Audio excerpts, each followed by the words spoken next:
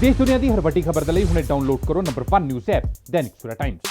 पंजाब विच ਜਿਹੜੇ ਇਲੈਕਸ਼ਨ ਹੈ 2022 ਚ ਜਨਵਰੀ ਫਰਵਰੀ ਚ ਜਾਂ ਸ਼ੁਰੂ ਚ ਆਪਾਂ ਕਹਿ ਸਕਦੇ ਹਾਂ ਕਿ ਪੰਜਾਬ ਵਿਧਾਨ ਸਭਾ ਦੇ ਇਲੈਕਸ਼ਨ ਹੈ ਔਰ ਸਿਰਫ 7-8 ਮਹੀਨੇ ਜਿਹੜੇ ਆ ਉਹ ਸ਼ੇਸ਼ ਰਹਿ ਗਏ ਆ। ਇੱਕ ਵਾਰੀ ਫੇਰ ਜੋ ਬੇਅਦਬੀ ਵਾਲਾ ਜਿੰਨ ਸੀਗਾ ਉਹ ਇੱਕ ਵਾਰੀ ਫੇਰ ਚਿਰਾਗ ਵਿੱਚੋਂ ਬਾਹਰ ਆ ਗਿਆ ਕਿਉਂਕਿ ਇਲੈਕਸ਼ਨ ਦੇ ਟਾਈਮ ਤੇ ਇਹ ਮੁੱਦੇ ਸਾਹਮਣੇ ਆ ਜਾਂਦੇ ਆ ਜਿਨ੍ਹਾਂ ਦਾ ਲੋਕਾਂ ਨਾਲ ਜ਼ਿਆਦਾ ਲੈਣਾ ਦੇਣਾ ਨਹੀਂ ਹੁੰਦਾ ਪਰ ਲੋਕਾਂ ਦੀਆਂ ਭਾਵਨਾ ਜਿਨ੍ਹਾਂ ਦੀ ਜ਼ਰੂਰਤ ਹੈ ਲੋਕਾਂ ਨੂੰ ਖਾਣ ਪੀਣ ਦੀ ਘਰ ਦੀ ਬਿਜਲੀ ਪਾਣੀ ਦੀ ਇਹ ਸਾਰੀਆਂ ਗੱਲਾਂ ਪਿੱਛੇ ਰਹਿ ਜਾਂਦੀਆਂ। ਕੋਈ ਇਹ ਮੁੱਦੇ ਸਾਹਮਣੇ ਆ ਜਾਂਦੇ ਆ ਜਿਨ੍ਹਾਂ ਤੇ ਲੋਕਾਂ ਤੇ ਜ਼ਿਆਦਾ ਪ੍ਰਭਾਵ ਨਹੀਂ ਪੈਂਦਾ ਪਰ ਇਹ ਮੁੱਦੇ ਕਿਉਂਕਿ ਚਰਚਾ ਦਾ ਵਿਸ਼ੇ ਬਣ ਜਾਂਦੇ ਆ ਇਲੈਕਸ਼ਨ ਦੇ ਦੌਰਾਨ ਤੇ ਫਿਰ ਲੋਕੀ ਵੀ ਇਹਨਾਂ ਮੁੱਦਿਆਂ ਨੂੰ ਹੀ ਦੇਖ ਕੇ ਵੋਟ ਦਿੰਦੇ ਨੇ। ਤੇ ਹੁਣ ਜੋ ਸ਼੍ਰੋਮਣੀ ਅਕਾਲੀ ਦਲ ਹੈ ਉਸ ਦੇ ਪ੍ਰਧਾਨ ਸੁਖਬੀਰ ਸਿੰਘ ਬਾਦਲ ਨੇ परसों एक बयान जारी किया। उन्होंने बेअदबी वाले मामले ते कहा है कि अगर किसी कोल कोई बेअदबी के मामले च उन्हां दे खिलाफ कोई सबूत हैगे है तो वो सबूत पेश करन। तो साडे नाल डॉक्टर दलजीत चिम्मा जी है जो कि सीनियर वाइस प्रेजिडेंट है श्रोमणी अकाली दल के स्पोक्स पर्सन है और साबका कैबिनेट मंत्री भी है। ਅਸੀਂ ਉਹਨਾਂ ਨਾਲ ਗੱਲਬਾਤ ਕਰਦੇ ਹਾਂ ਵੀ ਕੀ ਜ਼ਰੂਰਤ ਪੈ ਗਈ ਕਿਉਂ ਸੁਖਬੀਰ ਬਾਦਲ ਨੂੰ ਅੱਜ ਇਹ ਕਹਿਣਾ ਪਿਆ ਕਿ ਅਗਰ ਕਿਸੇ ਕੋਲ ਸਬੂਤ ਹੈ ਤਾਂ ਉਹ ਜਨਤਕ ਕਰੇ ਜਨਤਾ ਦੇ ਸਾਹਮਣੇ ਲਿਆਵੇ ਕਿਉਂ ਉਹਨੂੰ ਲੁਕੋਇਆ ਜਾ ਰਿਹਾ। ਚਿਮਾ ਸਾਹਿਬ ਕੀ ਲੋੜ ਪੈ ਗਈ ਹੁਣ ਇਹ ਬਿਆਨ ਜਾਰੀ ਕਰਨ ਦੀ? ਦੇਖੋ ਗੱਲ ਇਹ ਹੈ ਕਿ ਵੈਸੇ ਤੇ ਜਦੋਂ ਪੰਜਾਬ ਤੇ ਹਰਿਆਣਾ ਹਾਈ ਕੋਰਟ ਦੀ ਜੱਜਮੈਂਟ ਆ ਗਈ ਹੈ ਕੋਟਪੂਰਾ ਫਾਇਰਿੰਗ ਕੇਸ ਦੇ ਵਿੱਚ ਕੋਈ ਚੀਜ਼ ਇਹੋ ਜਿਹੀ ਨਹੀਂ ਜਿਹੜੀ ਉਸ ਜੱਜਮੈਂਟ ਦੇ ਵਿੱਚ ਜੱਜ ਸਾਹਿਬ ਨੇ ਨੰਗੀ ਨਹੀਂ ਕੀਤੀ। ਭਾਵੇਂ ਉਹ ਪੰਜਾਬ ਸਰਕਾਰ ਦੀ ਇਸ ਧਾਰਮਿਕ ਮੁੱਦੇ ਨੂੰ ਸੰਵੇਦਨਸ਼ੀਲ ਮੁੱਦੇ ਨੂੰ ਲੈ ਕੇ ਰਚੀ ਗਈ ਸਾਜ਼ਿਸ਼ ਹੈ, ਭਾਵੇਂ ਉਹ ਕੁੰਵਰ ਵਿਜੇ ਪ੍ਰਤਾਪ ਸਿੰਘ ਦੀ ਸਾਰੀ ਕੀਤੀ ਡਰਾਮੇਬਾਜ਼ੀ ਹੈ, ਬਦਨੀਤੀ ਨਾਲ ਕੀਤੀ ਹੋਈ ਜਾਂਚ ਹੈ, ਬੇਤੁਕੀ ਜਾਂਚ ਹੈ ਔਰ ਕਿਸ ਤਰੀਕੇ ਜਿਹੜੀ ਹੈ ਸਰਕਾਰ ਤੇ ਇਨਵੈਸਟੀਗੇਟਿੰਗ ਅਫਸਰ ਜਿਹੜਾ ਰਲ ਕੇ ਕੋਸ਼ਿਸ਼ ਕਰਦੇ ਰਹੇ ਆ ਕਿ ਇਹਦੇ ਉੱਤੇ ਪੋਲੀਟੀਕਲ ਡਰਾਮਾ ਜਿਹੜਾ ਵਾਰ-ਵਾਰ ਮੀਡੀਆ ਦੇ ਵਿੱਚ ਜਾ ਕੇ ਖੇਡਿਆ ਜਾਵੇ। ਇਹ ਗੱਲ ਮੈਂ ਨਹੀਂ ਕਹਿ ਰਿਹਾ, ਇਹ ਮਾਣਯੋਗ ਪੰਜਾਬ ਤੇ ਹਰਿਆਣਾ ਹਾਈ ਕੋਰਟ ਦੇ ਜੱਜ ਸਾਹਿਬ ਨੇ 99 ਸਫ਼ਿਆਂ ਦੀ ਆਪਣੀ ਜੱਜਮੈਂਟ ਦੇ ਵਿੱਚ ਲਿਖਿਆ ਕਿ ਕਿਵੇਂ ਧੱਜੀਆਂ ਉਡਾਈਆਂ ਗਈਆਂ। ਉਹਨੇ ਕਿਹਾ ਕਿ ਕਿੰਨਾ ਖਤਰਨਾਕ ਸਮੇਲ ਸੀਗਾ ਇਹ ਜਿਹੜਾ ਇਨਵੈਸਟੀਗੇਸ਼ਨ ਦਾ, ਜਿਹੜੀ ਰਾਜਨੀਤੀ ਦਾ ਤੇ ਧਰਮ ਦਾ। ਉਹ ਜੱਜਮੈਂਟ ਜਿਹੜੀ ਆ ਉਹਦੇ ਪ੍ਰਨਾਉਂਸ ਤਾਂ ਹੋ ਗਈ ਸੀ, ਉਹਦੇ ਲਿਖਤੀ ਰੂਪ ਵਿੱਚ ਜਾਰੀ ਹੋਣ ਤੋਂ ਪਹਿਲਾਂ ਹੀ ਜਿਹੜਾ ਇਨਵੈਸਟੀਗੇਟਿੰਗ ਅਫਸਰ ਸੀ ਉਹ ਪ੍ਰੀ ਮੈਚੋਰ ਰਿਟਾਇਰਮੈਂਟ ਲੈ ਗਿਆ ਕਿਉਂਕਿ ਉਹਨੂੰ ਪਤਾ ਸੀ ਬਾਅਦ ਦੇ ਵਿੱਚ ਇਨਕੁਆਰੀਆਂ ਖੁੱਲੀਆਂ ਤੇ ਮੈਨੂੰ ਰਿਟਾਇਰਮੈਂਟ ਵੀ ਨਹੀਂ ਮਿਲੀ। ਕੋਈ ਇਹੋ ਜਿਹਾ ਪੱਖ ਨਹੀਂ ਹੈ ਉਸ ਜੱਜਮੈਂਟ ਦੇ ਵਿੱਚ ਜਿਹੜਾ ਜੱਜ ਸਾਹਿਬ ਨੇ ਬੜੀ ਬਰੀਕੀ ਦੇ ਨਾਲ ਡੂੰਘਾਈ ਦੇ ਨਾਲ ਜਿਹੜਾ ਦੇਖਿਆ ਨਾ ਗਿਆ ਤੇ ਸਾਰੀ ਪੋਲ ਉਸ ਤੋਂ ਬਾਅਦ ਖੁੱਲ੍ਹ ਗਈ। ਸਰਕਾਰ ਦੀ ਹਿੰਮਤ ਨਹੀਂ ਪਈ ਜਾ ਕੇ ਸੁਪਰੀਮ ਕੋਰਟ ਦੇ ਵਿੱਚ ਉਹਨੂੰ ਚੈਲੰਜ ਕਰੇ। ਨਵੀਂ SIT ਵੀ ਜਿਵੇਂ ਹਦਾਇਤ ਦਿੱਤੀ ਸਰਕਾਰ ਨੇ ਉੱਦਾਂ ਬਣਾਤੀ ਪਰ ਫਿਰ ਵੀ ਜਿਹੜੇ ਕੁਝ ਕਾਂਗਰਸ ਦੇ ਲੀਡਰ ਜਿਹੜੇ ਆ ਉਹ ਉਸ ਤੋਂ ਬਾਅਦ ਵੀ ਰੋਟੀਆਂ ਸੇਕਣੋਂ ਹਟੇ ਨਹੀਂ। ਲੱਗਦਾ ਇਹ ਸੀ ਕਿ ਹੁਣ ਹਰ ਬੰਦਾ ਜਿਹੜੀ ਆਪਣੀ ਇਸ ਗੱਲ ਨੂੰ ਸਮਝੇਗਾ ਕਿ ਹਾਈ ਕੋਰਟ ਦੀ ਐਡੀ ਵੱਡੀ ਜੱਜਮੈਂਟ ਤੋਂ ਬਾਅਦ ਵੀ ਹੁਣ ਸਾਡਾ ਬੋਲਣਾ ਨਹੀਂ ਬਣਦਾ। ਪਰ ਕੁਝ ਲੋਕਾਂ ਦੀ ਮਜਬੂਰੀ ਹੈ, ਉਹਨਾਂ ਦੇ ਹੱਡਾਂ ਦੇ ਵਿੱਚ ਰਚੀ ਹੋਈ ਹੈ ਕਿਉਂਕਿ ਜਦੋਂ ਉਹ ਲੋਕੀ ਮੰਤਰੀ ਸੀ ਉਹਨਾਂ ਨੇ ਕਦੀ ਇਹ ਚੇਤਾ ਨਹੀਂ ਆਇਆ ਕਿ ਧਰਮ ਦੀ ਗੱਲ ਜਾਂ ਲੋਕਾਂ ਦੇ ਨਾਲ ਅਸੀਂ ਕੋਈ ਕਮਿਟਮੈਂਟ ਕੀਤੀ ਹੈ, ਕਦੀ ਉਹਨਾਂ ਨੂੰ ਚੇਤੇ ਨਹੀਂ ਆਏ। ਹੁਣ ਤੋਂ ਮਹੀਨਾ ਪਹਿਲਾਂ ਉਹ ਲੋਕੀ ਪੈਰੀ ਪੈ ਰਹੇ ਸੀ ਕੈਪਟਨ ਅਮਰਿੰਦਰ ਸਿੰਘ ਦੇ। ਜਿਹੜਾ ਕਾਂਗਰਸ ਦਾ ਅਬਜ਼ਰਵਰ ਹੈ ਹਰੀਸ਼ ਰਾਵਤ ਉਹਨੂੰ ਨਾਲ ਲੈ ਕੇ ਜਾ ਕੇ ਚਾਹਾਂ ਪੀ ਰਹੇ ਸੀ ਕਿ ਸਾਨੂੰ ਕਿਸੇ ਤਰੀਕੇ ਦੁਬਾਰਾ ਸਹੁੰ ਚੁਕਾ ਦਿਓ। ਉਸ ਦਿਨ ਤੱਕ ਕਿਸੇ ਨੂੰ ਬੇਅਦਬੀ ਯਾਦ ਨਹੀਂ ਸੀ ਤੇ ਜਦੋਂ ਗੱਲ ਟੁੱਟ ਗਈ ਸਹੁੰ ਤੋਂ ਜਵਾਬ ਮਿਲ ਗਿਆ ਮੁੱਖ ਮੰਤਰੀ ਨੇ ਕਹਿ ਦਿੱਤਾ ਕਿ ਹਿੱਕ ਠੋਕ ਕੇ ਮੇਰੇ ਖਿਲਾਫ ਇਲੈਕਸ਼ਨ ਲੜਨੀ ਹੈ ਤੇ ਇਲੈਕਸ਼ਨ ਲੜ ਲਾ ਤੇ ਫਿਰ ਜਾ ਕੇ ਹੁਣ ਇਹਨਾਂ ਲੋਕਾਂ ਨੂੰ ਬੇਅਦਬੀ ਚੇਤੇ ਆ ਗਈ। ਹਰ ਗੱਲ ਦੀ ਕੋਈ ਲਿਮਿਟ ਹੁੰਦੀ ਪਰ ਦੁੱਖ ਇਸ ਗੱਲ ਦਾ ਹੈ ਕਿ ਕਿੱਡਾ ਗੰਭੀਰ ਮੁੱਦਾ ਸੀ, ਕਿੰਨਾ ਇਹਨਾਂ ਲੋਕਾਂ ਨੇ 4.25 ਸਾਲ ਦਾ ਟਾਈਮ ਵੇਸਟ ਕੀਤਾ ਸਿਰਫ ਗੰਦੀ ਰਾਜਨੀਤੀ ਕਰਨ ਵਾਸਤੇ ਕਿ ਸਾਡੇ ਜਿਹੜੇ ਕਮਜ਼ੋਰੀਆਂ ਨੇ, ਜਿਹੜੀਆਂ ਝੂਠੀਆਂ ਕਸਮਾਂ ਅਸੀਂ ਗੁਟਕਾ ਸਾਹਿਬ ਦੀਆਂ ਖਾਧੀਆਂ ਉਹਦੇ ਤੋਂ ਲੋਕਾਂ ਦਾ ਧਿਆਨ ਹਟ ਜਾਵੇ। ਲੋਕੀ ਹੁਣ ਘਰ ਘਰ ਕਰਜ਼ੇ ਦੀ ਗੱਲ ਨਾ ਕਰਨ, ਲੋਕੀ ਘਰ ਘਰ ਨੌਕਰੀਆਂ ਦੀ ਗੱਲ ਨਾ ਕਰਨ, ਲੋਕੀ ਨਸ਼ਿਆਂ ਦੀ ਗੱਲ ਨਾ ਕਰਨ ਤੇ ਅਸੀਂ ਫੇਰ ਮੂੰਹ ਮੋੜ ਦਈਏ, ਪੁਰਾਣੇ ਵਾਲਾ ਰਲ ਕੇ ਰੌਲਾ ਪਾ ਦਈਏ ਤੇ ਲੋਕਾਂ ਨੂੰ ਗੁੰਮਰਾਹ ਕਰ ਦਈਏ। ਉਹੀ ਲੋਕ ਜਿਹੜੇ ਉਦੋਂ ਇਹਨਾਂ ਚੀਜ਼ਾਂ ਦਾ ਮੁੱਲ ਵੱਟਦੇ ਰਹੇ, ਉਹਨਾਂ ਨੂੰ ਨਾਲ ਜੋੜ ਕੇ ਫਿਰ ਰਾਜਨੀਤੀ ਕਰੀ। ਸੋ ਇਸ ਮਾਹੌਲ ਦੇ ਵਿੱਚ ਉਹਨਾਂ ਨੇ ਕਿਹਾ ਸੀ ਕਿ ਥੋੜ੍ਹਾ ਬਹੁਤਾ ਤੁਸੀਂ ਅਕਲ ਕਰ ਲਓ, ਕਿ ਬਹੁਤ ਗੰਦੀ ਰਾਜਨੀਤੀ ਕੀਤੀ ਤੁਸੀਂ, ਕਿੱਡਾ ਗੰਭੀਰ ਮੁੱਦਾ ਸੀ, ਕਿਸ ਪਾਸੇ ਤੁਹਾਨੂੰ ਫੋਕਸ ਕਰਕੇ ਜਾਂਚ ਕਰਾਉਣੀ ਚਾਹੀਦੀ ਸੀ, ਬਿਨਾਂ ਕਿਸੇ ਪੱਖਪਾਤ ਤੋਂ ਕਿ ਸਹੀ ਦੋਸ਼ੀ ਫੜੇ ਜਾਂਦੇ, ਤੇ ਤੁਸੀਂ ਕਿਹੜੀ ਗੰਦੀ ਖੇਡ 'ਚ ਹੁਣ ਵੀ ਲੱਗੇ ਹੋ। ਇਸ ਕਰਕੇ ਮੈਂ ਸਮਝਦਾ ਕਿ ਇਹਨਾਂ ਲੋਕਾਂ ਨੂੰ ਹੁਣ ਆਪਣੀ ਪੀੜ੍ਹੀ ਥੱਲੇ ਛੋਟਾ ਫੇਰ ਲੈਣਾ ਚਾਹੀਦਾ। ਚੀਮਾ ਸਾਹਿਬ, ਮੈਂ ਫੇਰ ਆਨਾ ਉਹ ਬੇਦਵੇ ਅਦਬੀ ਵਾਲੇ ਮਾਮਲੇ ਤੇ। ਤੁਹਾਡੇ ਯਾਦ ਹੋਣਾ ਸਾਧ ਜਿਹੜਾ ਡੇਰਾ ਸੱਚਾ ਸੌਦਾ ਦਾ ਸੀਗੇ, ਉਹਨਾਂ ਨੇ ਗੁਰੂ ਗੋਬਿੰਦ ਸਿੰਘ ਜੀ ਦੀ ਪੁਸ਼ਾਕ ਪਹਿਨੀ ਸੀਗੀ। ਇਹ ਮੁੱਦਾ ਬੜਾ ਹਾਈਲਾਈਟ ਹੋਇਆ ਸੀਗਾ। ਐਸੀ ਉਸ ਟਾਈਮ ਜਿਸ ਟਾਈਮ ਅੰਦੋਲਨ ਹੋਇਆ ਪੰਜਾਬ ਵਿੱਚ, ਸਿੱਖ ਇਹਨਾਂ ਦੇ ਖਿਲਾਫ ਉੱਠ ਖੜੇ ਹੋਏ, ਸੜਕਾਂ ਤੇ ਆ ਗਏ, ਤਾਂ ਐਸੀ FIR ਦਰਜ ਕੀਤੀ।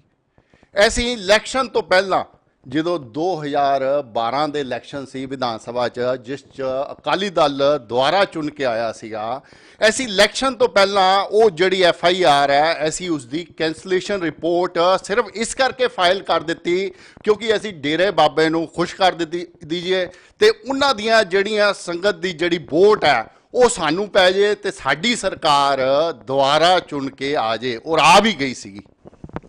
ਦੇਖੋ, ਗੱਲ ਇਹ ਹੈ ਕਿ ਇਹ ਕਾਂਗਰਸ ਇੰਨੀ ਸ਼ਰਾਰਤੀ ਗੇਮ ਖੇਡਦੀ ਹੈ। ਪਹਿਲੀ ਤਾਂ ਗੱਲ ਹੈ ਕਿ 70 ਸਾਲਾਂ ਦੇ ਵਿੱਚ ਕਿੰਨੀਆਂ ਸਰਕਾਰਾਂ ਦੁਬਾਰਾ ਰਿਪੀਟ ਹੋਈਆਂ ਸੀ। ਸਾਡੇ ਜਿਹੜੀ ਹੈ ਪੰਜਾਬ ਦੇ ਹਿਸਟਰੀ ਵਿੱਚ ਰਿਵਾਜ ਹੀ ਨਹੀਂ ਸੀ ਕਿ ਕਿਸੇ ਨੂੰ ਇਹ ਮੰਨ ਲਈਏ ਕਿ ਦੁਬਾਰਾ ਸਰਕਾਰ ਰਿਪੀਟ ਹੋ ਜੂ। ਉਦੋਂ ਵੀ ਜਿਹੜੀ ਹੈ ਲੋਕੀ ਕੀ ਅਫਸਰ ਵੀ ਸੋਚ ਕੇ ਬੈਠੇ ਸੀ ਕਿ ਹੁਣ ਕੈਪਟਨ ਅਮਰਿੰਦਰ ਸਿੰਘ ਦੀ ਸਰਕਾਰ ਹੋਣੀ।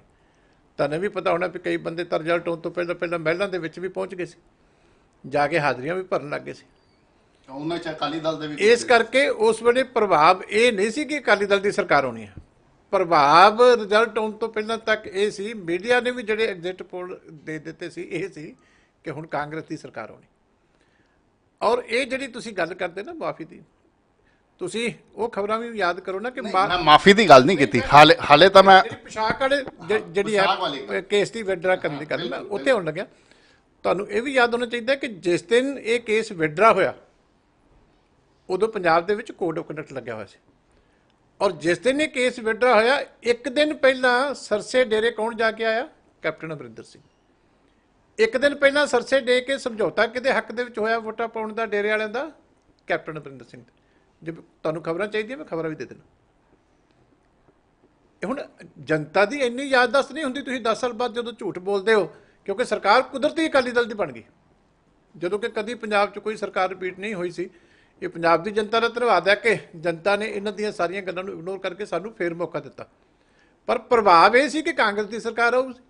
ਕੈਪਟਨ ਅਮਰਿੰਦਰ ਸਿੰਘ ਜੀ ਇੱਕ ਦਿਨ ਪਹਿਲਾਂ ਇਸ ਕੇਸ ਵਿਡਰਾ ਹੋਣ ਤੋਂ ਪਹਿਲਾਂ ਜਿਹੜੇ ਆ ਉੱਥੇ ਡੇਰੇ ਗਏ।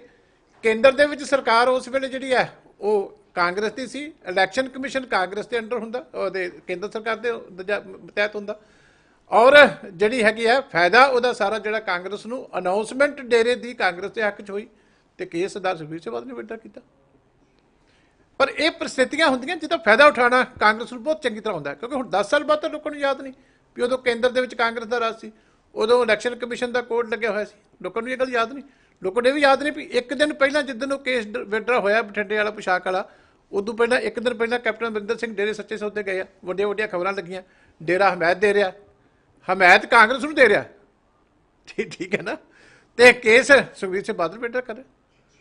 ਇਸ ਕਰਕੇ ਉਦੋਂ ਪ੍ਰਭਾਵ ਇਹ ਸੀ ਵੀ ਸਰਕਾਰ ਚਲੇ ਗਈ, ਅਮਰਿੰਦਰ ਸਿੰਘ ਆ ਗਿਆ। ਉਦੋਂ ਪੰਜਾਬ ਪੁਲਿਸ ਦੇ ਅਫਸਰ ਵੀ ਅਮਰਿੰਦਰ ਸਿੰਘ ਨੂੰ ਆਉਣ ਵਾਲਾ ਮੁੱਖ ਮੰਤਰੀ ਦੇਖ ਰਹੇ ਸੀ, ਡੇਰੇ ਵਾਲੇ ਵੀ ਉਹਨੂੰ ਆਉਣ ਵਾਲਾ ਮੁੱਖ ਮੰਤਰੀ ਦੇਖ ਰਹੇ ਸੀ, ਕੇਂਦਰ ਦੇ ਵਿੱਚ ਵੀ ਕਾਂਗਰਸ ਦੀ ਸਰਕਾਰ ਸੀ, ਇਲੈਕਸ਼ਨ ਕਮਿਸ਼ਨ ਦਾ ਉਸ ਵੇਲੇ ਪੰਜਾਬ 'ਚ ਰਾਜ ਸੀ। ਇਸ ਕਰਕੇ ਹੁਣ 10 ਸਾਲਾਂ ਬਾਅਦ ਕਿਹਨੂੰ ਇਹ ਗੱਲਾਂ ਯਾਦ ਆ? ਇਸ ਕਰਕੇ ਝੂਠ ਮਾਰ ਦਿਓ ਵੀ ਇਹ ਕੇਸ ਇਹਨੇ ਵਿਡਰਾ ਕੀਤਾ ਸੀ।